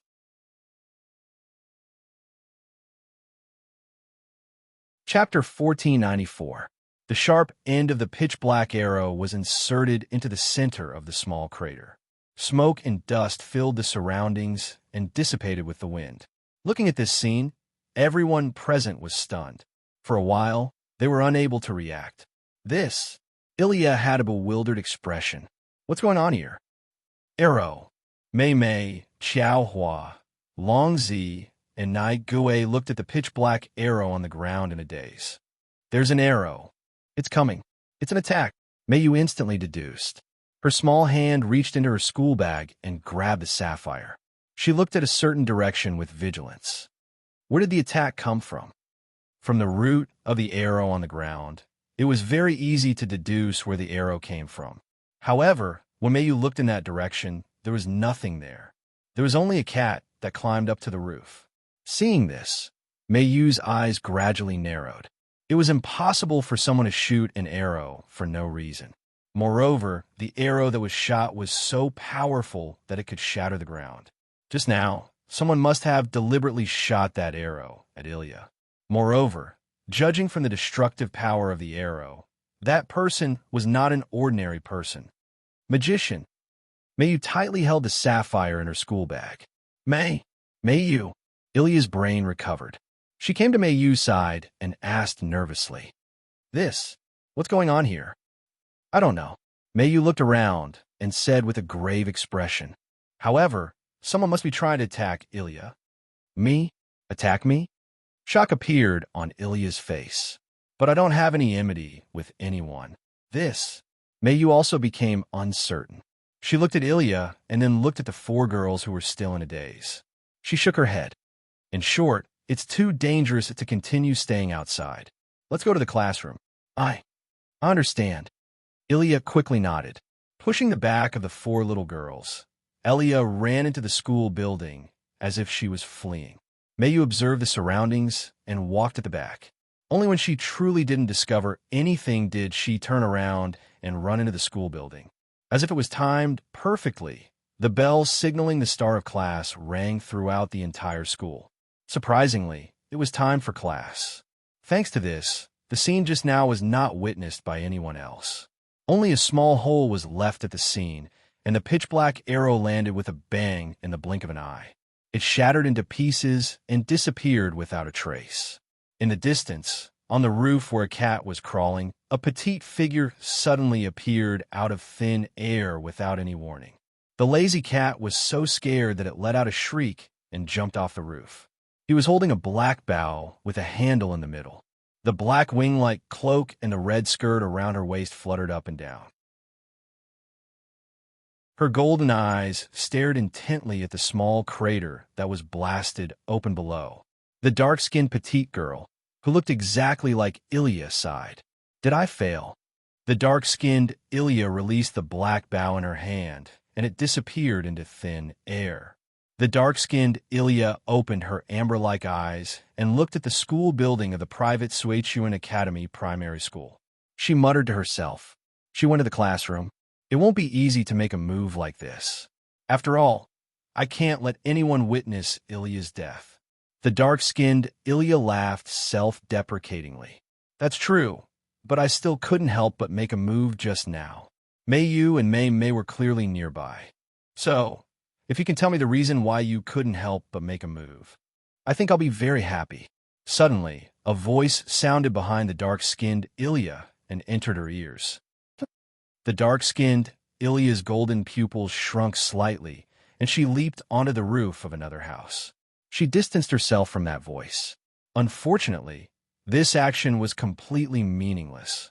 How about we stop for a moment? As soon as the dark-skinned Ilya leaped onto the roof of another house, the same voice sounded behind her again. Not only that, but a hand was also placed on her shoulder. Unless you directly jump to the other side of this world, it's useless for you to distance yourself from me who knows how to teleport.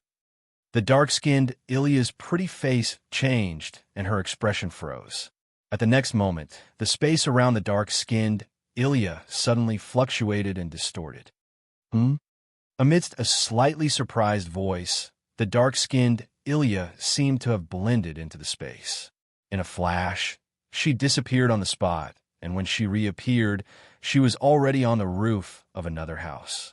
That was also spatial transference. Oh! After the surprised voice, the person let out an unexpected exclamation. So, you also know how to teleport? The dark-skinned Ilya didn't answer.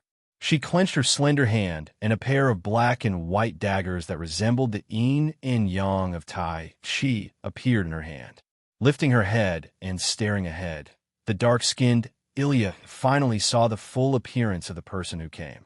She was stunned and exclaimed in surprise. Big brother? The person who came was naturally Wu Yan.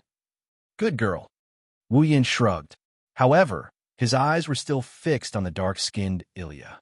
That sneaky shadow just now was you, right? You even know how to teleport. How surprising.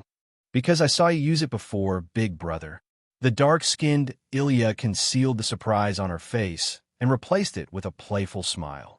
It seemed quite convenient, so I used it too. Are you trying to say that you learned how to teleport after only seeing it once? Wu Yin twitched his brows. Then, you're really a genius. No, I didn't learn how to teleport. The dark-skinned Ilya replied with a sly expression.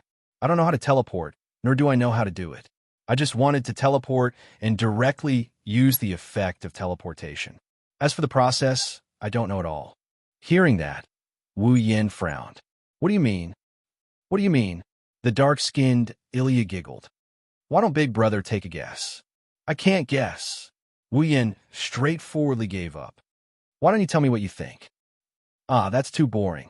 The dark-skinned Ilya spread out her hands holding the black and white daggers and made a helpless expression.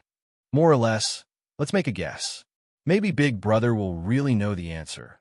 Wu Yin didn't say anything else. He stared at the dark-skinned Ilya. After a long time, he chuckled. Looks like I won't be able to get any answers from you. How can that be? What does Big Brother want to know? I'll definitely answer truthfully. The dark-skinned Ilya said, half-jokingly. If it's a question that can be answered. Is that so? Wu Yin sighed as if he gave up. Forget it. I'll bring you back first. Oh? You're planning to use force? The dark-skinned Ilya smiled carelessly. However, the expression in her eyes turned serious. Although Big Brother is indeed very strong, aren't you looking down on me a little? I know you're borrowing the power of an archer. Your power is equivalent to a heroic spirit. Wu Yin raised one of his hands. A magical whirlwind appeared on it. It's a pity that I've killed 3 or 4 heroic spirits. Is that so? A sharp glint flashed through the dark-skinned Ilya's eyes. If you can do it, then come and try. After saying that, the dark-skinned Ilya crouched down and instantly disappeared. She suddenly appeared in front of Wu Yin. She raised the black and white daggers in her hands and mercilessly chopped down. Seeing the black and white daggers chopping down with ferocious force, Wu Yin slowly raised his hand that was surging with magical whirlwind. Gulp! Just as the two of them were about to collide, a strange sound came from the dark-skinned Ilya. The dark-skinned Ilya's body froze. Wu Yin was stunned. The two of them were petrified on the spot, as if time had stopped. Soon after, they lowered their heads and looked at the source of the sound. It was the stomach of the dark-skinned Ilya. The air froze.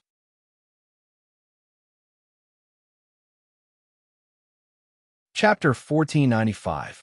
Fuyuki City, a family restaurant. Sitting at a table, Wu Yin placed one hand on the table and supported his chin. He looked at the opposite side, with a helpless expression on his face. On the other side, the dark-skinned Ilya had already changed out of her strange clothes and put on an ordinary t-shirt and a pair of shorts. Her silver-colored hair draped over her shoulders and behind her head. Only one side of her head was tied up. Coupled with her dark skin, she looked just like a wild child. At this moment, on the dining table in front of the dark-skinned Ilya, messy plates stained with all sorts of sauces were piled up on both sides of her. The plates filled with dishes in front of her were also rapidly decreasing in size as they were swept clean. Without a care for her image, the dark-skinned Ilya wolfed down her food like a hungry ghost. Her actions of sweeping the plates caused the sound of plates colliding with each other to reverberate in the family dining room, attracting the attention of many people. That child can eat so much. How many plates has she eaten? 10 plates? I think it should be 20 plates. She looks so hungry, so pitiful. Is that man the child's father or brother? Don't tell me he doesn't give the child food to eat. What a sin. Along with the sound of such whispers, the surrounding people were all stunned. Gazes of disdain, sympathy, and pity landed on Wu Yin and the dark-skinned Ilya. This caused the corners of Wu Yan's eyes to twitch. The expression on his face became even more helpless.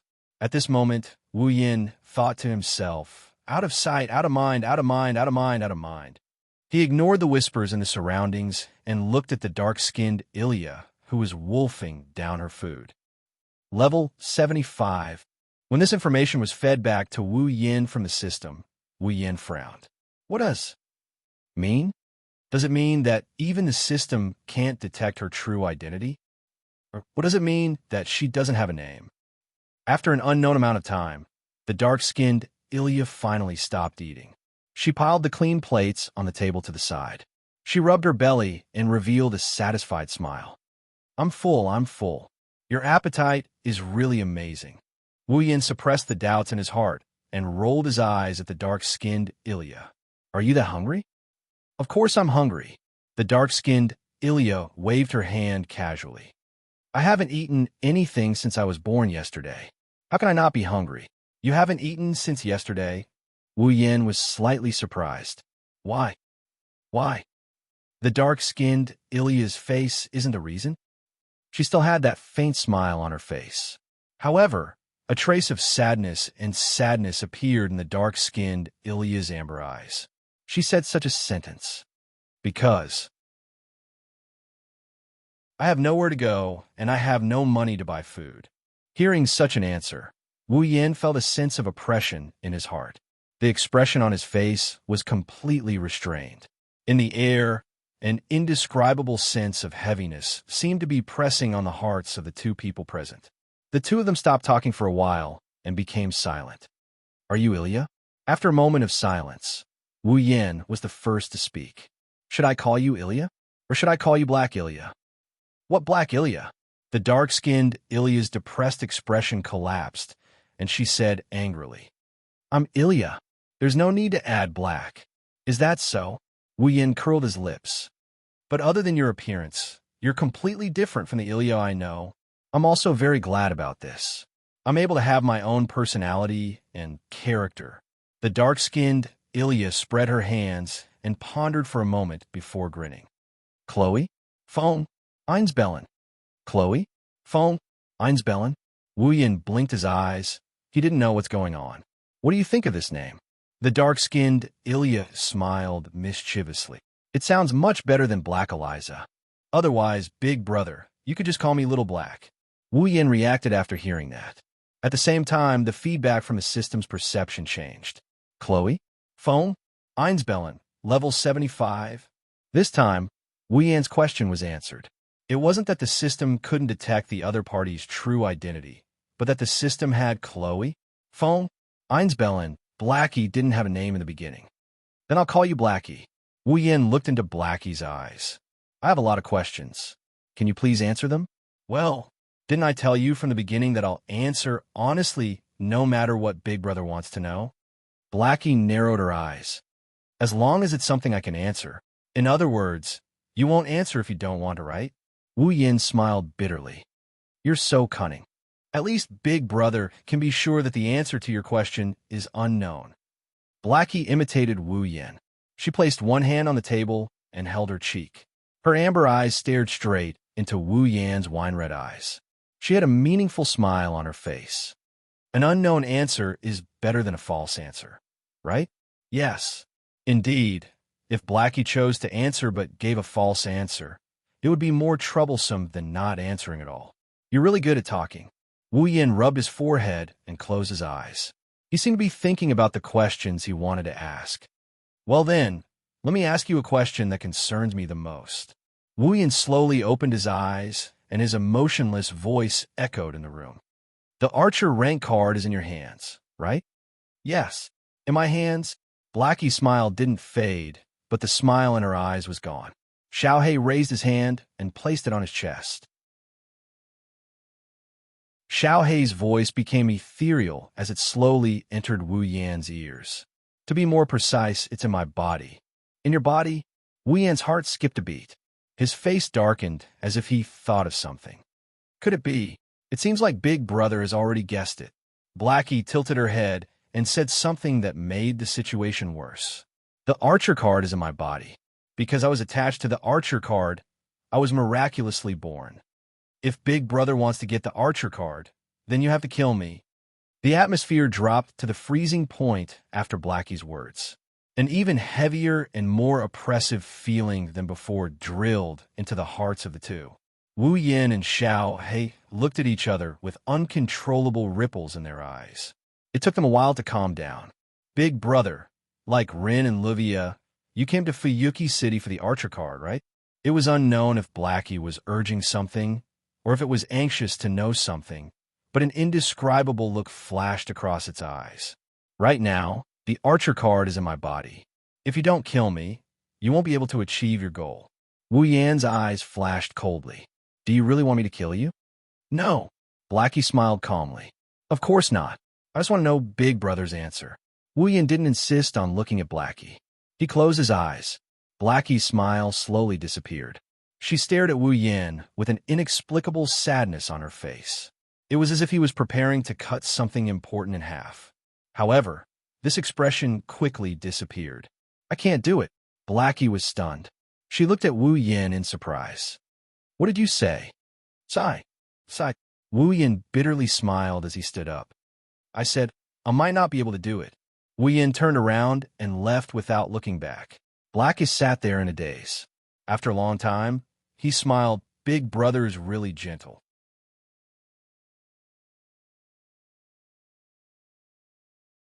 Chapter 1496.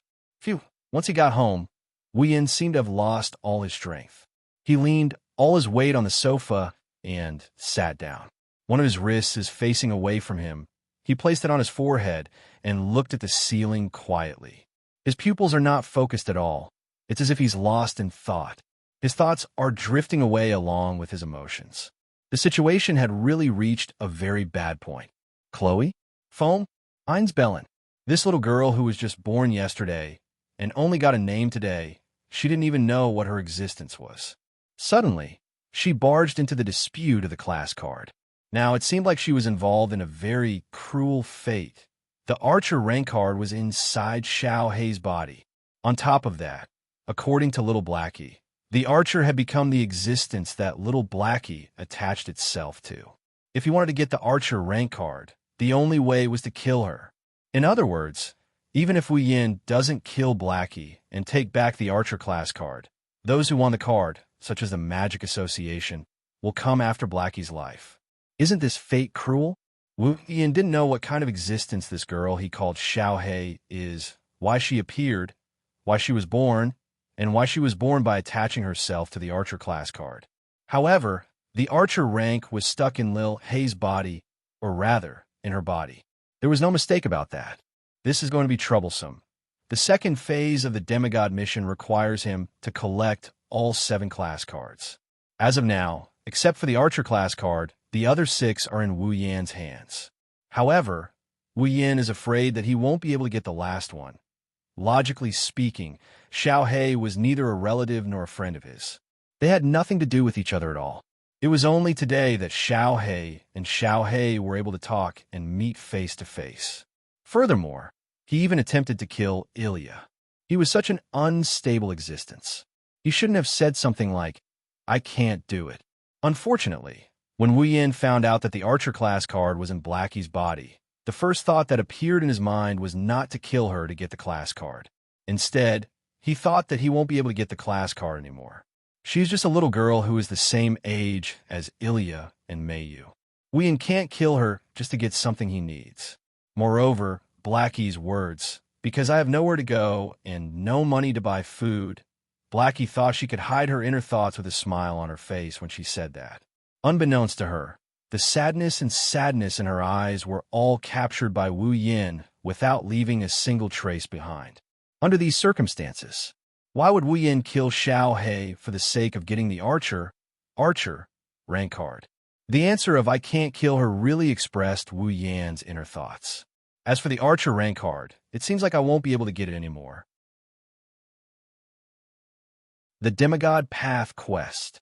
Wu Yin mumbled like he was sleep-talking with a gloomy look in his eyes. Do I have to give up? At this moment, the glass door of the balcony opened. A girl walked in from the balcony with a sad face while holding her phone. Damn it, it's still like this? Wu Yin, who was sitting on the sofa, turned around when he heard this voice. After confirming the identity of the person who came, he replied. After confirming her identity, he said, "Ms. Rin, you seem to be troubled. Wow." Rin in Osaka didn't seem to notice that there was someone in the living room. She was shocked. When she saw Wu Yin sitting on the sofa, her green eyes widened and her cheeks reddened as she retreated a few steps back. He stuttered and shouted nervously, "WH, why are you here?" "That's an interesting question." Wu Yin chuckled when he saw Rin blushing, shocked, retreating, and nervous. "This is my home. Is it strange that I'm here?" This is your home?" Rin in Osaka looked like he was overheated and couldn't think properly. He looked around blankly and then smiled embarrassedly. "Yes, this is your home. I have something to do. I'll take my leave." After saying that, Rin in Osaka tried to run out of the door in a panic, but as soon as he turned around, he bumped into a familiar yet unfamiliar embrace. "It looks like you don't want to see me." Wu Yin hugged Rin tightly as he tried to escape. He flashed a radiant smile. "Can you tell me why?" Realizing that he ran into Wu Yan's arms, Rin panicked and shut his eyes. He didn't even dare to look at Wu Yin as he struggled and screamed at the top of his lungs. Let go of me. You don't want to tell me." Wu Yin thought for a moment and smiled. "Then let me guess. Is it because a certain young lady hasn't recovered from last night's kiss? She couldn't help but feel shy and wanted to run away when she saw her first kiss?" Rin in Osaka's body froze and her face turned a few degrees hotter. Her reaction confirmed Wu Yan's guess. "I say, even if you've never been in a relationship, isn't this a little too innocent?" Wu Yan almost laughed out loud. He tightened his grip on Rin in Osaka's waist and pulled her into his embrace. "But you're cute. Who's in a relationship with you?" Rin in Osaka opened her eyes and pressed her hands against Wu Yan's chest. She glared at him, but her face was red and she didn't look dignified at all. "I'm the head of the Osaka family, the candidate for chairman of the Chronometer Tower, and one of the top magicians in the Magic Association. How could I run away from a kiss?" "Is that so?" Wu Yin snickered. Just like last night, he grabbed her by the chin and lifted her face up to meet his gaze. His wine-red eyes were burning with passion. "Then, do you want to do it again?" Looking at Wu Yan's fiery red eyes that are so close to his face, Rin in Osaka's head started emitting steam with a bang. Don't be like this." After being defeated by Wu Yin, the prideful Miss Lin couldn't bring herself to be haughty anymore. She could only act coquettishly. Her jade-green eyes rippled like water as she pleaded in a very soft voice. "Someone will see. Someone will see.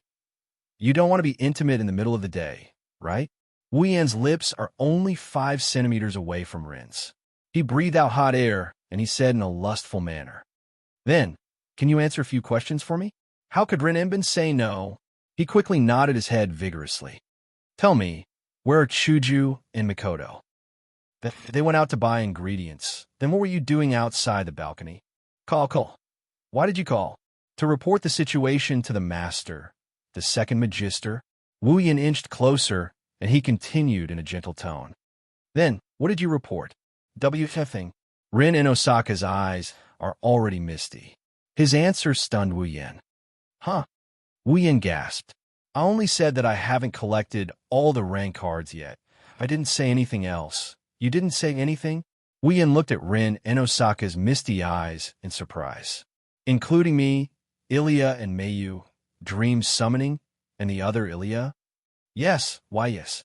Rin in Osaka hesitated. "You didn't say anything, why is that?" Wu Yan's passion turned into confusion. "You didn't tell me about Ilya and Mayu because you dragged them down as ordinary people. You didn't tell me about the other Ilya because she's closely related to Ilya. You didn't tell me about the dream summoning because you couldn't explain the source of the information. But why didn't you tell me about my situation? I'm really interfering with the Magic Association's work, right?" Rin in Osaka didn't answer immediately. He hesitated. Wu Yin narrowed his eyes, and he closed the distance between their lips. Ryu Enbin was shocked, and he yelled out as if he had given up. "I'm afraid the Magic Association will cause trouble for you, so I'm trying to stall for time." "Oh." Wu Yin stopped what he was doing, and he continued with a half-smile. "So you're saying that you didn't report it because you were worried about me?" "That's right. That's it." Rin in Osaka closed his eyes and said with tears in his eyes, "I've told you the truth, let me go." "Ugh." Halfway through, Rin in Osaka's eyes suddenly widened. "I underestimated the shamelessness of certain wolf. Rin in Osaka can only be bullied, ugh. Ugh." In the hall, the helpless whimpers of a young girl and the tisque sounds of her lips and tongues intertwining could be heard endlessly.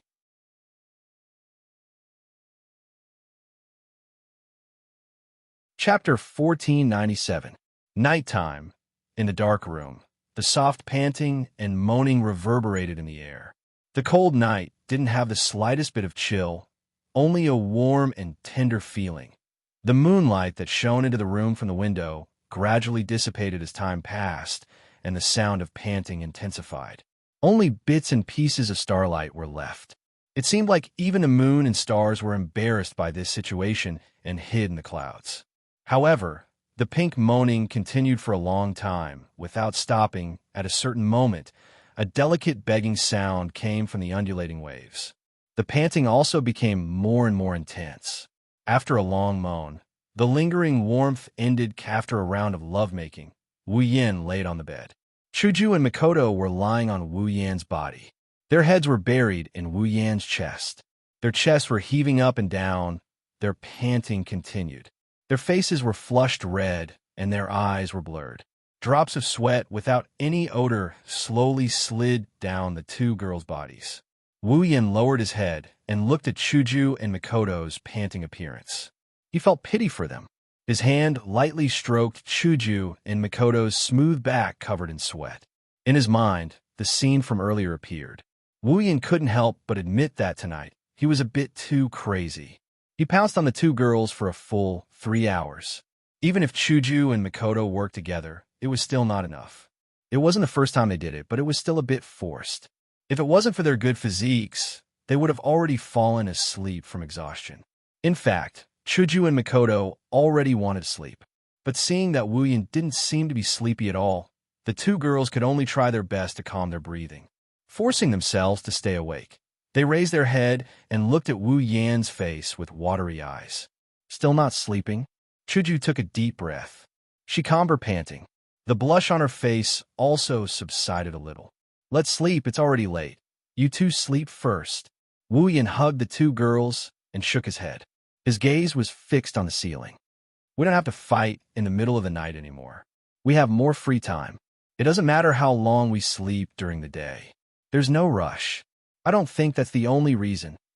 Mikoto looked as if she could see through Wu Yan's thoughts. She stared at Wu Yan's red eyes and wrinkled her nose. Is something troubling you? I can't hide it from you too. Wu Wu. He heaved a sigh. I'm thinking, what should we do next? Chuju and Mikoto hear him. There was nothing he needed to hide from his two partners.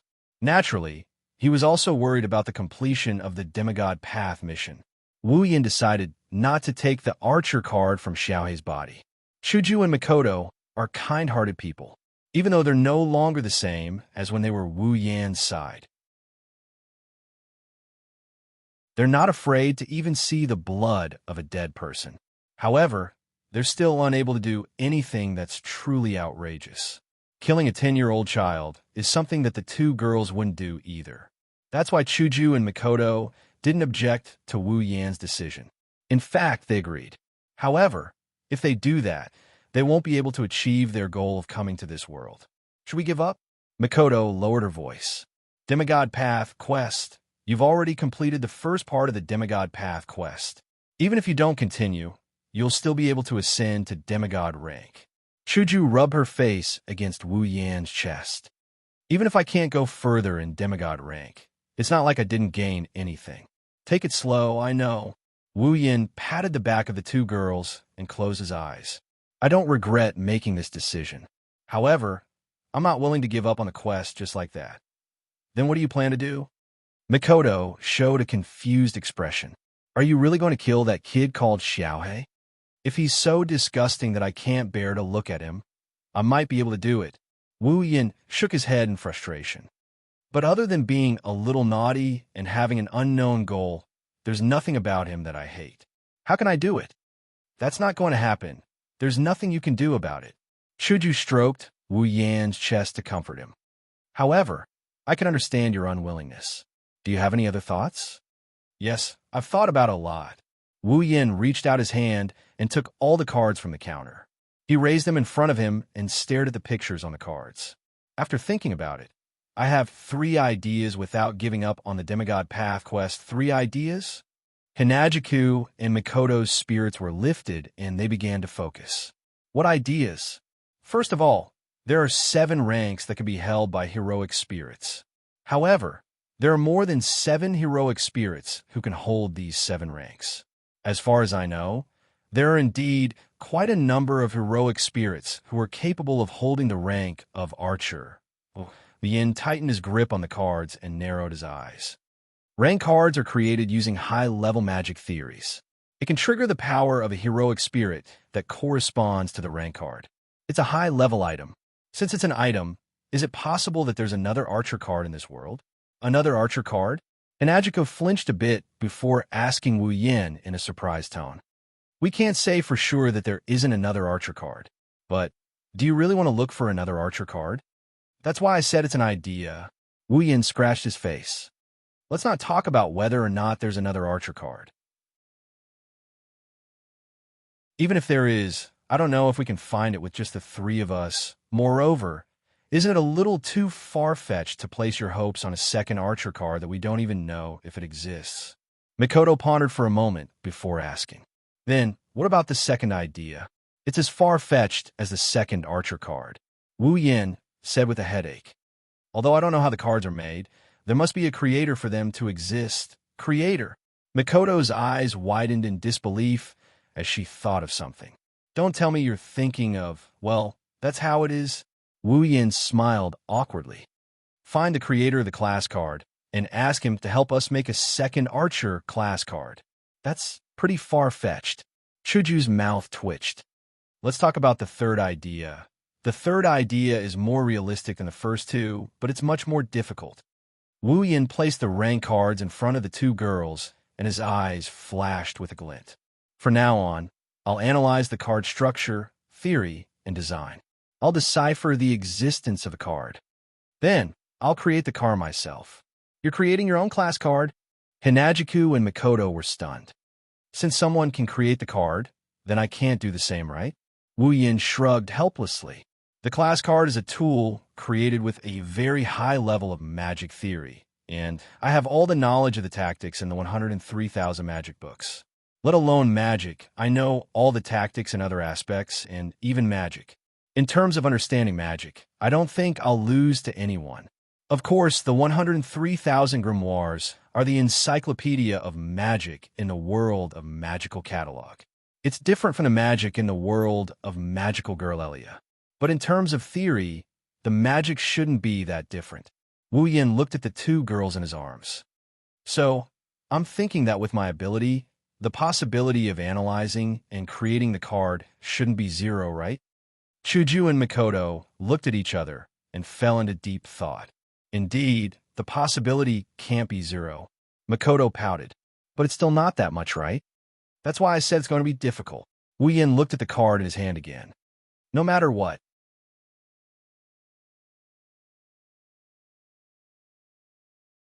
Chapter 1498. Now, if he wanted to continue the Demigod Path mission and complete the second part of the Demigod Path mission, he had to start from 3 aspects. 1. Go and look for another Archer class card, but I don't know if it exists. 2.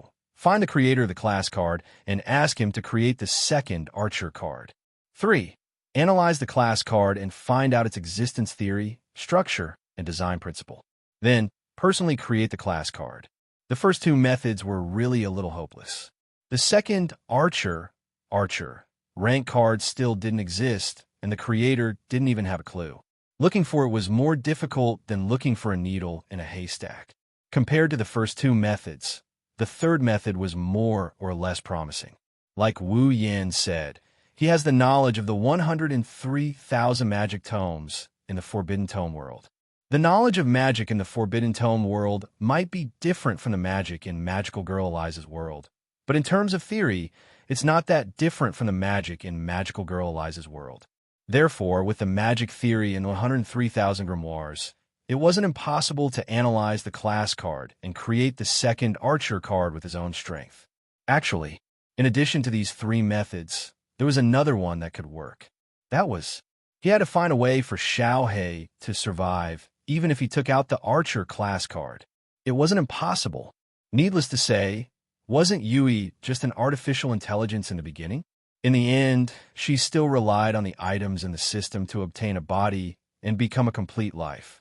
Wu Yin didn't know what kind of existence Xiaohei is. He also didn't know how much Xiaohei's life and existence depended on the Archer rank card.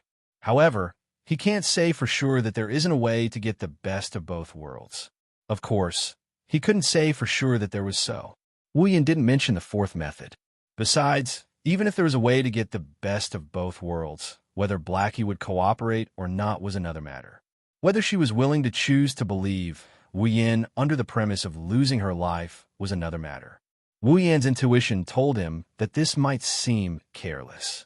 She was a very naughty girl, but she was actually quite sensitive. Under such circumstances, Wu Yin decided to study both sides together. He analyzed the class card in his hand and began to think of ways to collect information about Blackie's existence, to see if he could find a way to let Blackie survive without the Archer card. In addition, there was information about the second Archer class card and the Archer class card's creator. Wu Yin also began to take the initiative to collect. It was also because he knew that he had to start from 4 aspects at the same time. That was why Wu Yin said that it was difficult no matter which aspect it was. Unfortunately, such an orderly arrangement was disrupted by an accident the next day before it could even begin. Fuyuki City, Private Suichuan Gakuin Primary School. After being confirmed by the guard, Wu Yin entered the Private Suichuan Gakuin Primary School. Under the guidance of some teachers and the curious eyes of the students, he ran towards the direction of the health room. Just now, when Wu Yin was preparing to analyze the class card, a phone call suddenly came in. The other party claimed to be Ilya and Meiyu's class teacher. Then, he told them a piece of news. Ilya and Meiyu were injured. Hearing this news, Wu Yin was almost stunned on the spot. Then, under the suggestion of the class teacher, he went to the Private Suichuan Gakuin Primary School. On the way to the health room, other than worry, Wu Yin only felt puzzled and vexed. What she was puzzled about was why Ilya and Meiyu were injured, and why their form teacher called her immediately instead of calling their families. Furthermore, how did that class teacher know his phone number? He was vexed because he was not smart enough. Ilya and Mayu were accompanied by Ruby and Sapphire. They were able to transform into magical girls at any time. Since they were injured, then other than an accident, they could only have been attacked. According to the class teacher, Ilya and Mayu were not injured because of an accident. In that case, the only possibility was that they were attacked. But would an ordinary person be able to attack two magical girls and even injure them? The answer was, of course, impossible. Wuyan thought about it for a bit, and he understood the situation. The attacker was definitely Little Black. After all, Blackie had just attacked Ilya yesterday. However, Wuyan forgot about this. This was the reason why he was vexed. However, Wuyan could not be blamed. At that time, Wuyan's mind was already filled with the matter of the class card. He did not have the time to think about other things. Moreover, he was also present yesterday. If Ilya could have been injured, he would have definitely acted. Moreover, in the end, Ilya was not injured at all.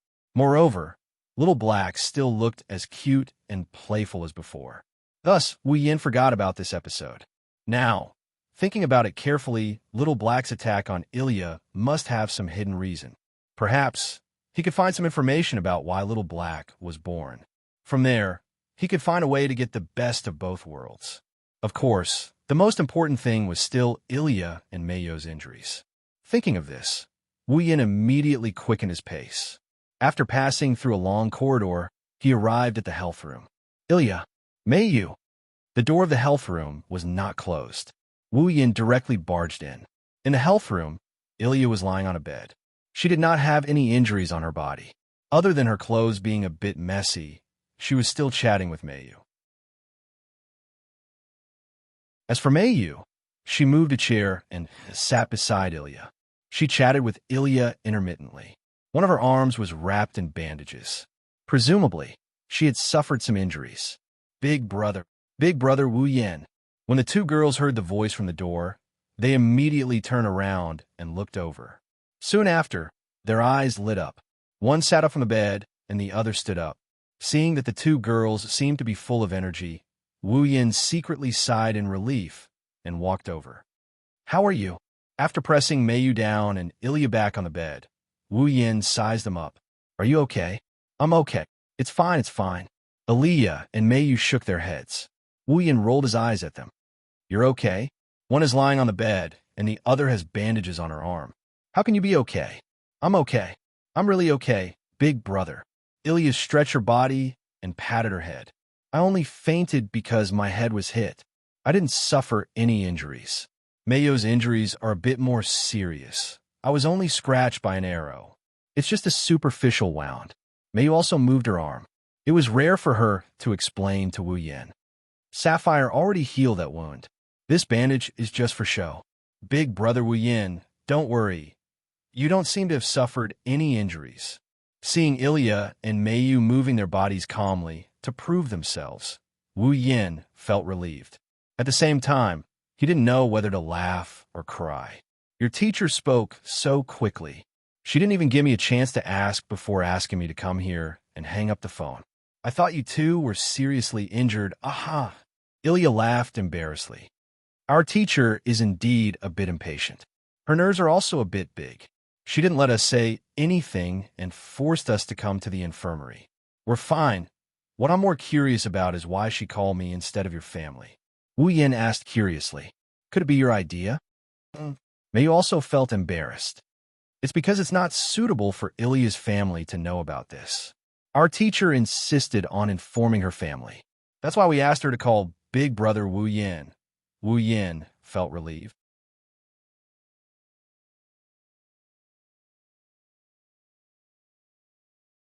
Chapter 1499. It's not suitable for Ilya's family to know about this. Wuyan rubbed his chin and was puzzled. But it's okay to call Livia, right? Aren't we looking for relatives? Even if we don't look for Ilya's relatives, we can look for Mayu's relatives, right? Mayu's cheeks reddened and she began to stutter. Big brother, aren't you Mayu's relative? Ilya smiled mischievously. Yesterday at the school gate, big brother, you personally admitted that you're Mayu's brother. Wuyan's expression became resentful. All right, but why does your teacher have my phone number? Hearing this, Mayo's face stiffened. Ilya was also stunned for a moment before she answered. Teacher got Big Brother's phone number from Mayu. From Mayu? Wu Yin looked at Mayu in surprise. But I didn't ask for my phone number from Mayu. Then why does Mayu have Big Brother's phone number in her notebook? Ilya tilted her head. A question mark appeared on her head. I remember it was written in my most Ilya. Mayo's little face panicked. She revealed an unprecedented ferocious expression and glared at Ilya. Ilya held her breath and smiled embarrassedly. My most. Wu Yin became more and more puzzled. His face was filled with confusion. Yes, that's right, Brother Wu Yin. Seeing that Wu Yin seemed to have the intention to continue asking, Mayu quickly changed the topic. We saw the person who attacked us. Hearing this, Wu Yin suppressed the doubts in his heart and returned to the main topic. It's Blackie, right? Blackie? It's that black Ilya whose skin is very dark. It's very similar to Ilya's heroic spirit transformation. Wu Yin moved a chair and sat next to Mayu. It's her, right? That's her. Ilya puffed up her cheeks, looking angry. What's going on with that black guy? Why attack me? Tell me about the situation first. Wu Yin waved his hand. What the hell is going on? That was this morning. Mayu was the one who explained. I went to school with Ilya. On the way to school, an arrow suddenly shot at us from the sky. Yesterday morning, after Big Brother sent us to school, I also encountered the same situation. Ilya hurriedly added. At that time, I was almost shot by that arrow. I was there too. Wu Yin nodded. At that time, I was just about to make a move when you dodged the arrow by yourself. It was also at that time that I discovered Little Black's existence. It seems that you weren't so lucky this morning. Just in time to dodge that arrow. That's right. With an innocent expression, Ilya lowered her shoulders. At that time, if it wasn't for Mayu discovering that arrow and pushing me away, let alone being in the infirmary, I might not even need to be taken in by the hospital. It was also because of this that my arm was scratched by the arrow. Ilya, who was pushed away by me, also crashed into the pole and fainted. When she reached here, Mayu lowered her head apologetically to Ilya. I'm sorry, Ilya, Mayu didn't do anything wrong. Ilya hurriedly waved her hand and shook her head. If it wasn't for Mayu, I would be dead now. The one who should apologize is me. I caused Mayu to be injured. I'm fine. I was just scratched. The wound isn't deep. Mayu shook her head and looked at Wu Yin. At that time, I looked up and saw the attacker leaving the scene. Then you saw Little Black, right? Wu Yin pursed his lips and muttered. But why would Little Black attack Ilya? Big Brother, didn't you say you met that black guy yesterday? Ilya sat up from the bed and grabbed the blanket. Her gem-like eyes were a bit angry and also a bit doubtful. What happened at that time? Ma, we almost got into a fight. Wu Yin shrugged. But later, because she was hungry, she found a family restaurant and chatted for a bit. Big Brother, you went to eat with that black guy? Ilya widened her eyes in disbelief. Why? Little Black doesn't have any hostility towards me. Wu Yin awkwardly turned his face away. So, unknowingly what? Ilya had a displeased look on her face. That guy wanted to kill me. That's why we almost fought. Wu Yin laughed and patted Ilya's head, who was throwing a tantrum. Later, because of other things, I forgot that she attacked you. I didn't expect that she would attack you again. It was my negligence. Sorry. It has nothing to do with Big Brother. Ilya puffed up her cheeks again. It's all that black guy's fault. Both Wu Yin and Mayu chuckled when they heard Ilya's childish reply. But Mayu showed a confused expression. Why did that Ilya want to kill Ilya? I don't know. I wanted to ask her yesterday, but looking at her, she won't answer me. Wu Yin knocked on the edge of the bed and said in a muffled voice, What I can be sure of is that since Blackie attacked Ilya both yesterday and today, she will definitely come to take Ilya's life again. Ilya jumped in fright. Then won't I be in danger? It's all right, Ilya, Mayu said with a determined expression. I will definitely protect you. I'm just afraid that even if the two of you work together, you won't be Little Black's opponent. Wu Yin put his hand on Mayu's head. He gently stroked her head while his eyes fluctuated slightly. Little Black is currently borrowing the power of the Archer class card and possessing the heroic spirit of the Archer class card. Mayu, You also saw the battle between me and the heroic spirit of the Archer class card that day. Little Black has that kind of power. I don't think the two of you have a high chance of winning against such an opponent. Wu Yin rubbed his forehead. Moreover, Little Black is different from those violent heroic spirits who use class cards to materialize. She has her own rationality and knows how to use her brain to fight. The difficulty of dealing with her is definitely not something those heroic spirits can compare to. It's better for you to treat her as your strongest enemy, the strongest enemy. Ilya and Mayu looked at each other in dismay. Then, what about you, big brother? Ilya asked cautiously. Is that black guy stronger than you, big brother? I can't really tell. Wu Yin scratched his head. In terms of level, Little Black is the same as Wu Yin, whose power was suppressed by the limiter bracelet. They are both level 75. However, level only represents the surface power. It doesn't represent the true strength. For example, if both of them are level 75 and have the same strength, but one of them has a gold armament while the other is barehanded, then the former will definitely win, and it will be an overwhelming victory. For example, if both of them are level 75, but Wu Yin has the infinite armory, 103,000 grimoires, superpowers, familiars, ruby mode, and many other means.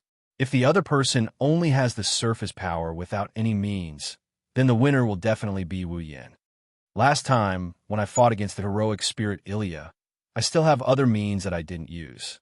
I also kept my trump card. After some consideration, Wu Yin gave such an answer. Little Black's strength should be the same as Ilya's at that time. Or rather, Ilya might be Little Black at that time.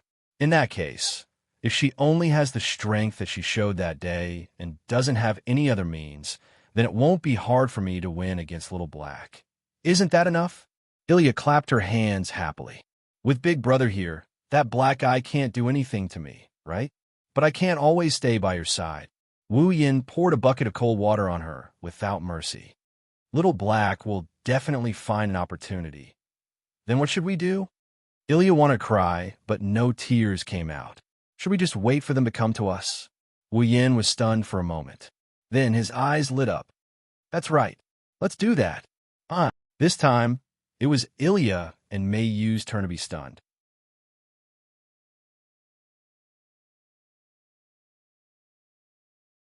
Chapter 1500. Late at night, clear and cold air gradually pervaded every space. Darkness slowly swallowed all the sounds, causing all the activities during the day to cease. The lively atmosphere also dissipated with the wind. On the terrifyingly quiet street, Ilya, who was wearing casual clothes with a scarf around her neck, was walking by herself. Cold wind blew past Ilya's frail and slender body, causing her to curl up into a ball. Her desolate back appeared so miserable. As for Ilya herself, her face was covered in tears. She wanted to cry, but had no tears. And here I thought that I would no longer have to sacrifice my sleeping time to wander around late at night. Ilya's large watery eyes were filled with tears. She couldn't help but shout loudly. Why do I have to be so unlucky? Ilya. Ruby was on Ilya's shoulder. She waved her ribbon-made limbs and took joy in Ilya's misfortune. All of this is for your own sake. You must not give yourself away. Whoa. Ilya immediately sobbed. She endured the cold wind and complained with tears in her eyes. Magical girls and whatnot. Sure enough, they can only be so unrestrained on television. I have truly disgraced all magical girls. How can you say that? Ruby retorted. Ilya is already a very qualified magical girl. Is that so? Ilya asked with a lack of interest. Although I don't have much hope, I still want to ask you how you judged me. Is there even a need to ask? Ruby said proudly. Of course it's cute. A magical girl only needs to be cute. Everything else doesn't matter. Ilya, you're very qualified. I knew it. Ilya was like a deflated balloon. She withered. Sure enough, I shouldn't have asked. While chatting with Ruby intermittently, Ilya walked to the other end of the street in a seemingly desolate manner. In a corner not far behind Ilya, several heads popped out. They looked at Ilya, who was shivering in the cold wind. At the same time, sympathy appeared in their eyes. I keep feeling. Chuju turned her head away. She couldn't help but feel sorry for Ilya. It seems bad for us to be here and watch others suffer. Ilya sure is pitiful.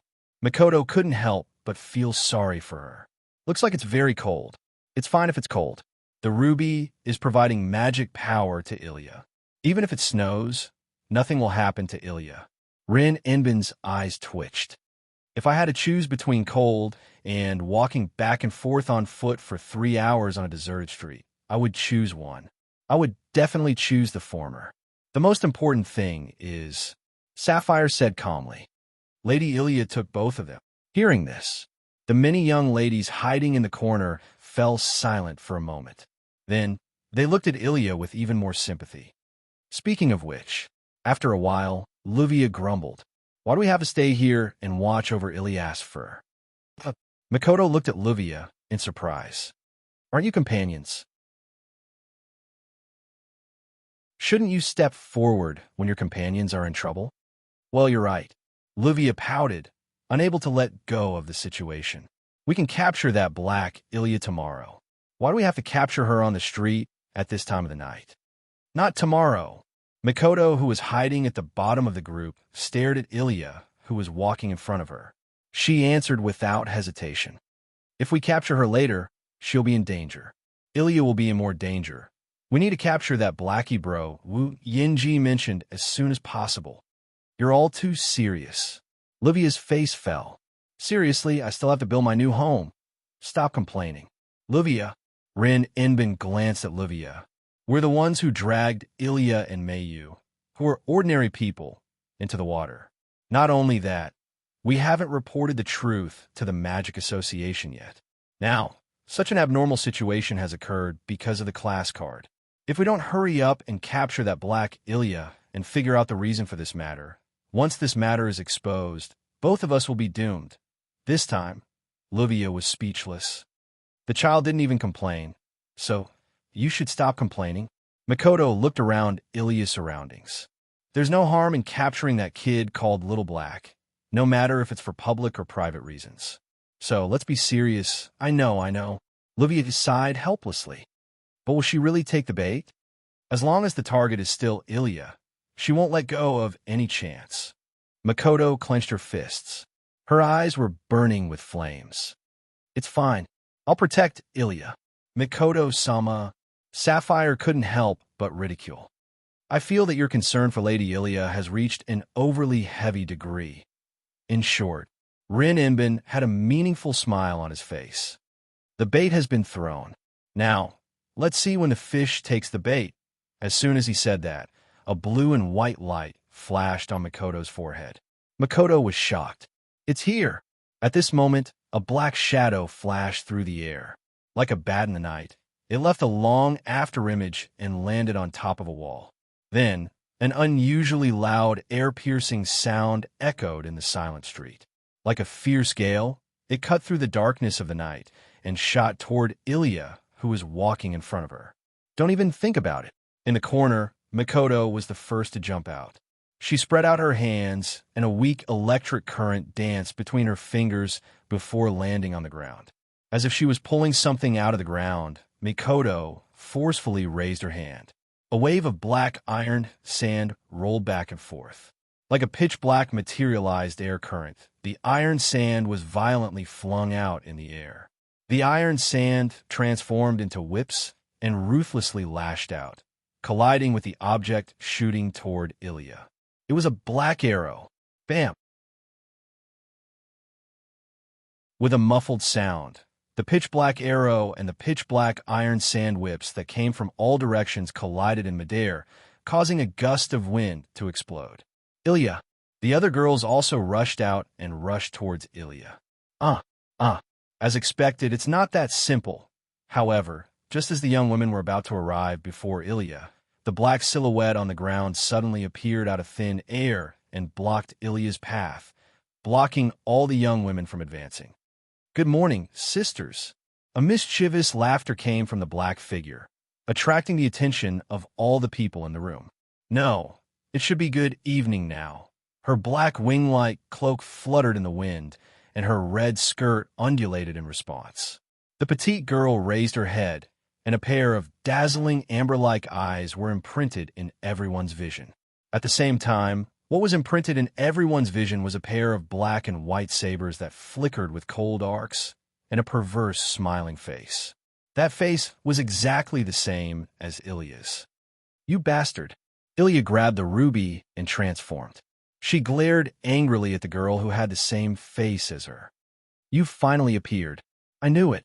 With your personality, it's impossible for you to wander around the streets in the middle of the night." Blackie spread her hands that were holding the dual swords and said helplessly, "So it's a trap? You're Blackie, right?" Chuju took a step forward and aimed White Cherry at Blackie. "I've heard Yin mention you before. Has Big Brother mentioned me before?" The perverse smile on Blackie's face slowly turned into a genuine smile. "That's truly delightful. Unfortunately," Makoto stroked her bangs and looked at Blackie. "Yin isn't very happy about what you've done. Well, if it's Big Brother, he'll definitely forgive me." Blackie smiled provocatively. "After I kill that eyesore, I'll definitely apologize to Big Brother." "Do you think you can do that?" Makoto raised her sapphire wand. She didn't hide the hostility in her eyes. "Perhaps we're not your match, but with Wu Yin, Nyang's two companions, do you think you have a chance of winning? Although I don't want to bully you with numbers." Rin Inosaka placed one hand on her waist and stared at Blackie. "However, I still ask you to surrender without a fight." "Oh?" Blackie raised her eyebrow and smiled. Her smile was very sarcastic. "You seem to have forgotten. My goal isn't to fight with you." After saying that, Blackie turned around and charged forward. She carried her dual swords and pounced at the stunned Ilya.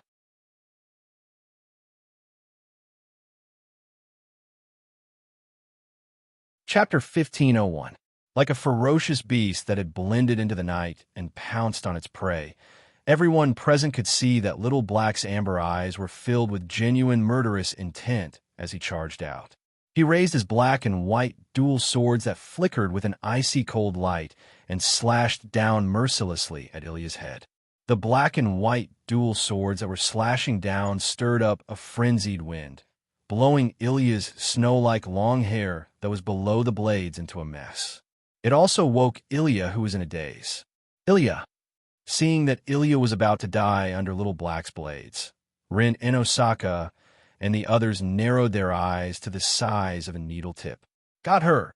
Accompanied by a shout that was filled with confidence of victory, the pair of black and white dual swords fell toward Ilya's head. Clang! Unfortunately, Little Black's attack, that was filled with confidence of victory, was exchanged with an extremely clear, clashing sound and intense sparks that shot out in all directions. Little Black's expression turned grave as he looked at the pink-haired girl who had appeared in front of him without any warning. She held a long sword made of crystal in her hand and blocked the black and white dual swords. He could not help but let out a tiss sound. "I'm sorry." Chuju's yellow-green eyes reflected Little Black's vexed expression as the hand that was holding White Cherry continued to exert strength and rubbed against the black and white dual swords even more violently, causing even more intense sparks to shoot out in all directions. "Before we figure out the cause of this matter, I won't allow you to continue like this. For the time being, I can't let you touch Ilya." After saying that, Chuju exerted force, and White Cherry in her hand suddenly flicked upwards. Clang! Amidst the sound of metal clashing, the black and white dual swords in Little Black's hand actually shattered under White Cherry's upward flick and exploded into pieces. This allowed White Cherry's momentum to cut through the air and flick up from below, slashing toward Little Black's chin. Little Black quickly leaned back and took a step back. The sharp sword light just grazed the tip of her nose and flicked upwards. What fast speed! Little Black stomped on the ground. Chuju quickly retreated and put some distance between him and Chuju. He narrowed his eyes as he looked at Chuju, who was protecting Ilya behind her. "You actually reacted in such a short time. He even bypassed me." He shielded the coward behind him. "You're quite capable, sister. It's a pity." Chuju stared at Xiaohei while holding White Cherry in one hand. He used his other hand to protect Ilya behind him. "If you were an enemy, there would be no need for me to go around you. I would have killed you with a single slash. You speak as if you've already won. Blackie revealed a malicious smile. But Blackie's petite figure suddenly turned into a red mist and blended into the night. When he reappeared, he was already behind Chuju and Ilya. If it's just a competition of speed, I have an even better way to cheat. What? Sensing the aura behind her, Chuju's face changed. Teleportation. Correct. Magic whirlpools appeared on Xiaohei's hands and turned into two different colored short blades. She raised them slightly. Presumably, in the next instant, this pair of sharp short blades will once again slash toward Ilya. However, Xiaohei's body suddenly stopped. Her heart tightened. That's because two resplendent gems slid down from Xiaohei's head and entered her field of vision. Private, mark, sex, start. In the next instant, the gems shone with intense light and exploded. Boom! Intense flames instantly enveloped the center of the street. Violent wind and dust engulfed the entire place. The instant the gems exploded, Chuju carried Ilya and arrived beside Mikoto, Rin Enbin, Luvia, and Mio in a blink of an eye. They avoided the flames and explosion. Xiaohei really wanted to chase after Ilya, but even she couldn't ignore Rin Enbin and Luvia's gem magic. She could only helplessly use teleportation and retreat to the other side of the flames. They actually used such a powerful magic on the street of a residential area. Xiaohei looked around. She frowned when she saw the buildings that didn't even light up despite the commotion. Did they set up a barrier? It's just a magic barrier used for hypnosis. Rin Enbin held a gem and had a fake smile on his face. So, if you go berserk and decide to destroy all the buildings and kill everyone in there, we won't be able to do anything. No matter what, it won't reach that state. Xiaohei narrowed her eyes and pointed her short blade at Ilya. Don't worry, my target is only Ilya. That's the most worrisome thing. Ilya shouted. We don't want to do anything to you. Mikoto met Xiaohei's gaze. We just have some questions we want to ask you. So, if possible, can you talk to us? Of course. To everyone's surprise, Xiaohei didn't refuse at all. She agreed without hesitation, causing the girls to show joy. But Xiaohei's next words proved that the girls were too naive. I told you, my target is only Ilya. Xiaohei rested her short blade on her shoulder. She had a smile on her face, but her eyes were very serious. As long as you obediently hand Ilya over to me, I will answer all of your questions. Why do you have to kill me? Ilya couldn't help but shout. Did I do anything to you that's out of line? Excessive? Xiaohei's expression turned cold. I don't know if it's excessive to you, but I know that what I'm about to do is definitely excessive. You. Ilya was so angry that she trembled.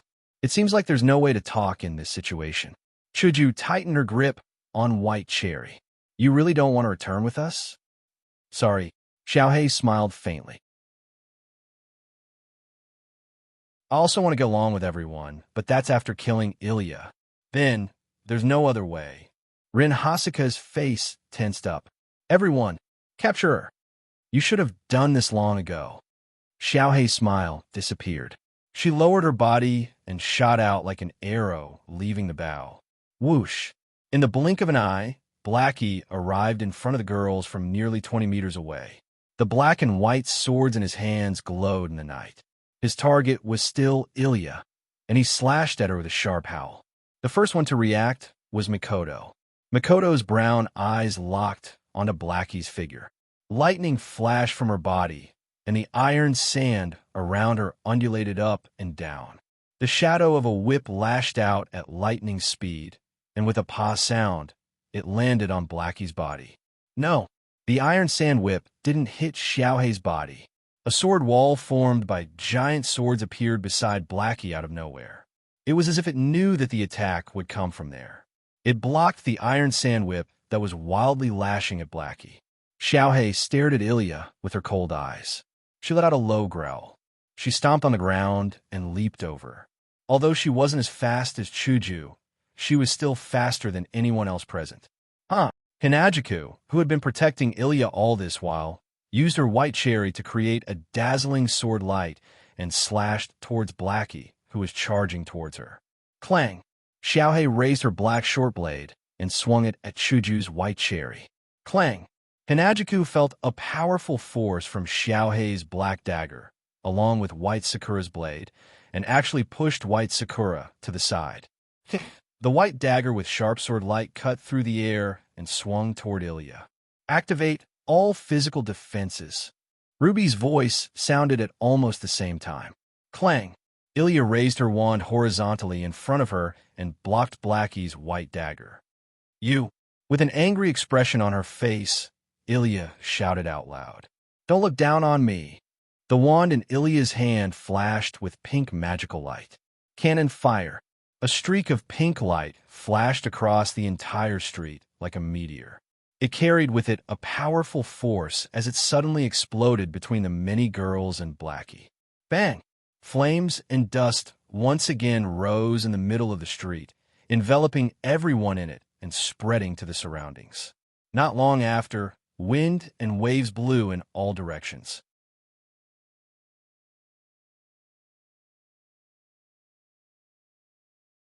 Chapter 1502.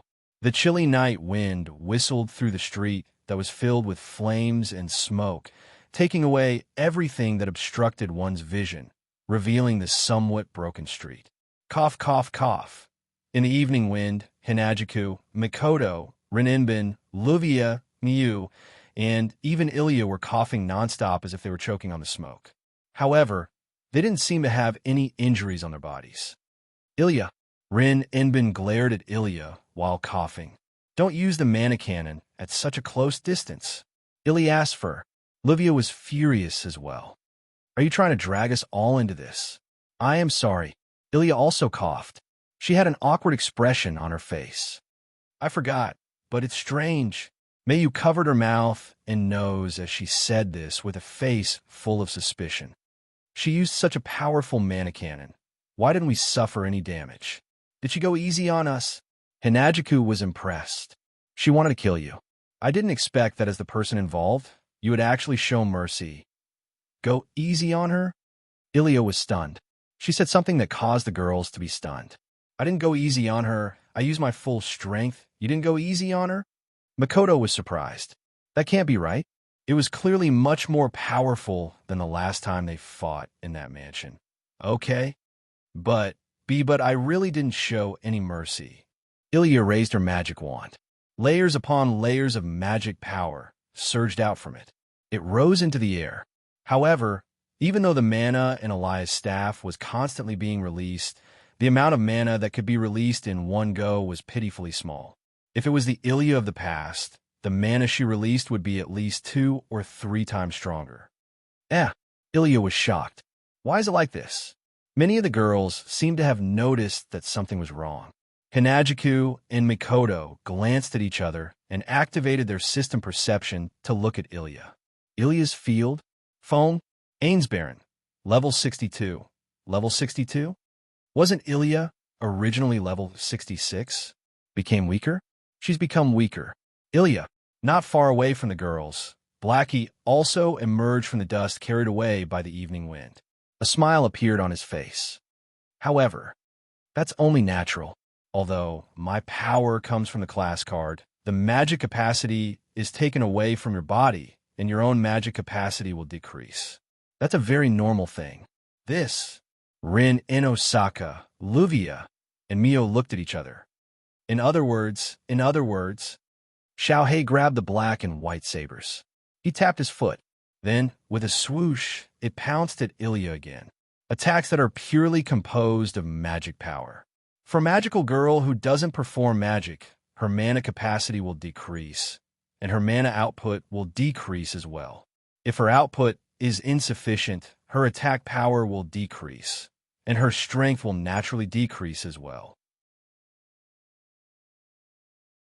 With these words, Blackie rushed into the group of girls in the blink of an eye. It was completely unrestrained and was not afraid of being besieged.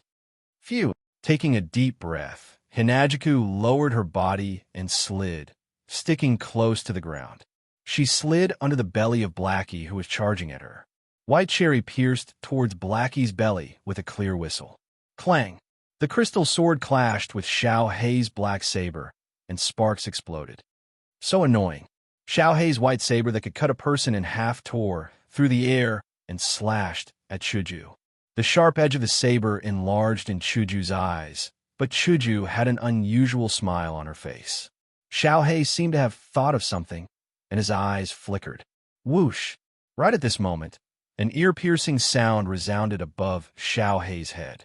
Xiao Hei raised his head and looked above him. Then, a pitch-black iron sand sword descended from the sky. The scene of it descending like a stream of light entered Xiao Hei's field of vision. Clang! At this moment of imminent peril, Xiao Hei used all of his strength to forcibly pull back the white saber that was slashing at Chuju. Then, he collided with the iron sand sword that was descending from the sky. With a sound of collision, the iron sand sword was knocked flying. Whoosh, whoosh, whoosh. However, right after the iron sand sword was knocked flying by Xiao Hei, a series of sharp, piercing sounds mixed together in the sky, and without any rhythm, resounded in the moonlit night. Pitch-black iron sand swords were like a torrential storm, and with great force, they fell toward Xiao Hei, whose beautiful face changed abruptly. 7 blazing heavens overturning rings, Lawaias. Xiao Hei shouted and abandoned the short saber in one hand. He raised his palm and aimed at the iron sand swords that were descending like a storm. A whirlpool of magic power fluctuated above his palm, and with one expansion, it turned into a blossoming pink flower petal light shield. Clang, clang, clang, clang. Immediately after, the pitch-black iron sand storm mercilessly fell on the 7 blazing heavens overturning rings, Lawaias, violently colliding with each other, setting off an endless series of collision sounds. In Xiao Hei's perception, the 7 blazing heavens overturning rings, Lawaias, in his hand seemed to have become heavier. Moreover, as the pitch-black sword rain fell, each sword became heavier. A moment later, like a flood bursting out of a dam, a violent force burst out from the 7 blazing heavens overturning rings, Lawaias, attacking Xiao Hei's petite body. Oomph! With the 7 blazing heavens overturning rings, Lawaias, his defense, Xiao Hei was not injured, but under the impact of the iron sandsword rain, he still let out a muffled groan. The ground under his feet has already cracked inch by inch, and cracks spread out in all directions. Suddenly, Xiao Hei saw. In the sky above the 7 blazing heavens overturning rings, Lawaias, and the pitch-black sword rain, a smuff-like girl stood there, holding a magic wand with a rotating ring of runes at the front, gathering a huge magic light ball half the size of a person and aiming it downwards. That is Meiyu. Meiyu, who has not made a move all this time, has been accumulating magic power from the very beginning, waiting for the opportunity to release the accumulated power to surpass the limit of the attack. Now is that opportunity. Xiao Hei's pupils shrank. Snipe! In the next second, Meiyu's cold voice entered Xiao Hei's ears in the sky. A dazzling light flashed, and a beam of light suddenly appeared, like a falling meteor, falling from the sky.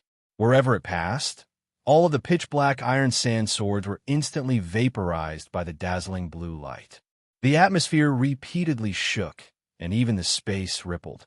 It directly fell towards the 7 blazing heavens covering 7 rings, Lawaias, below, and heavily fell down. Dong!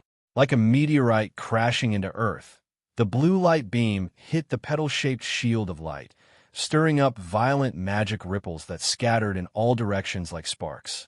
Gotcha! After a few minutes of accumulation, the power of Meiyu's magic cannon was now comparable to the power of a noble phantasm from True Name Liberation. The petal-shaped shield, 7 blazing heavens overturning 7 rings, Lawaias, cracked without any suspense. The dazzling light beam landed directly on the ground. Boom! A shocking explosion occurred in the middle of the street. On top of a roof far away from the center of the explosion, Xiao Hei stumbled out from a cloud of fog and landed on the ground, his face covered in cold sweat. Isn't this too reckless? Even Xiao Hei couldn't help but curse out loud. Isn't this a residential area? Aren't there people in the surrounding houses? Don't they have any scruples? Don't worry, a voice responded from behind Xiao Hei. The two magicians have already set up a defensive magic formation. Not good. Xiao Hei's eyes flashed with horror when he heard the voice behind him. Whoosh! In the sharp sound of something breaking through the air, a pink stream of light flashed behind Xiao Hei and appeared behind him in the blink of an eye. Chuju raised her head and looked at Xiao Hei's back. A sharp light flashed in her eyes. Blackie clenched his teeth and raised his hand as if he wanted to do something. However, a black shadow suddenly shot out from the side and wrapped around Blackie's raised hand. It's the iron sand whip. White Cherry drew a trail of afterglow and slashed down heavily. Poochie! A tearing sound echoed from Xiao Hei's body. You're tuning in to the Warrior Lore YouTube channel. Don't forget to subscribe and join us on this journey to catch the most captivating stories.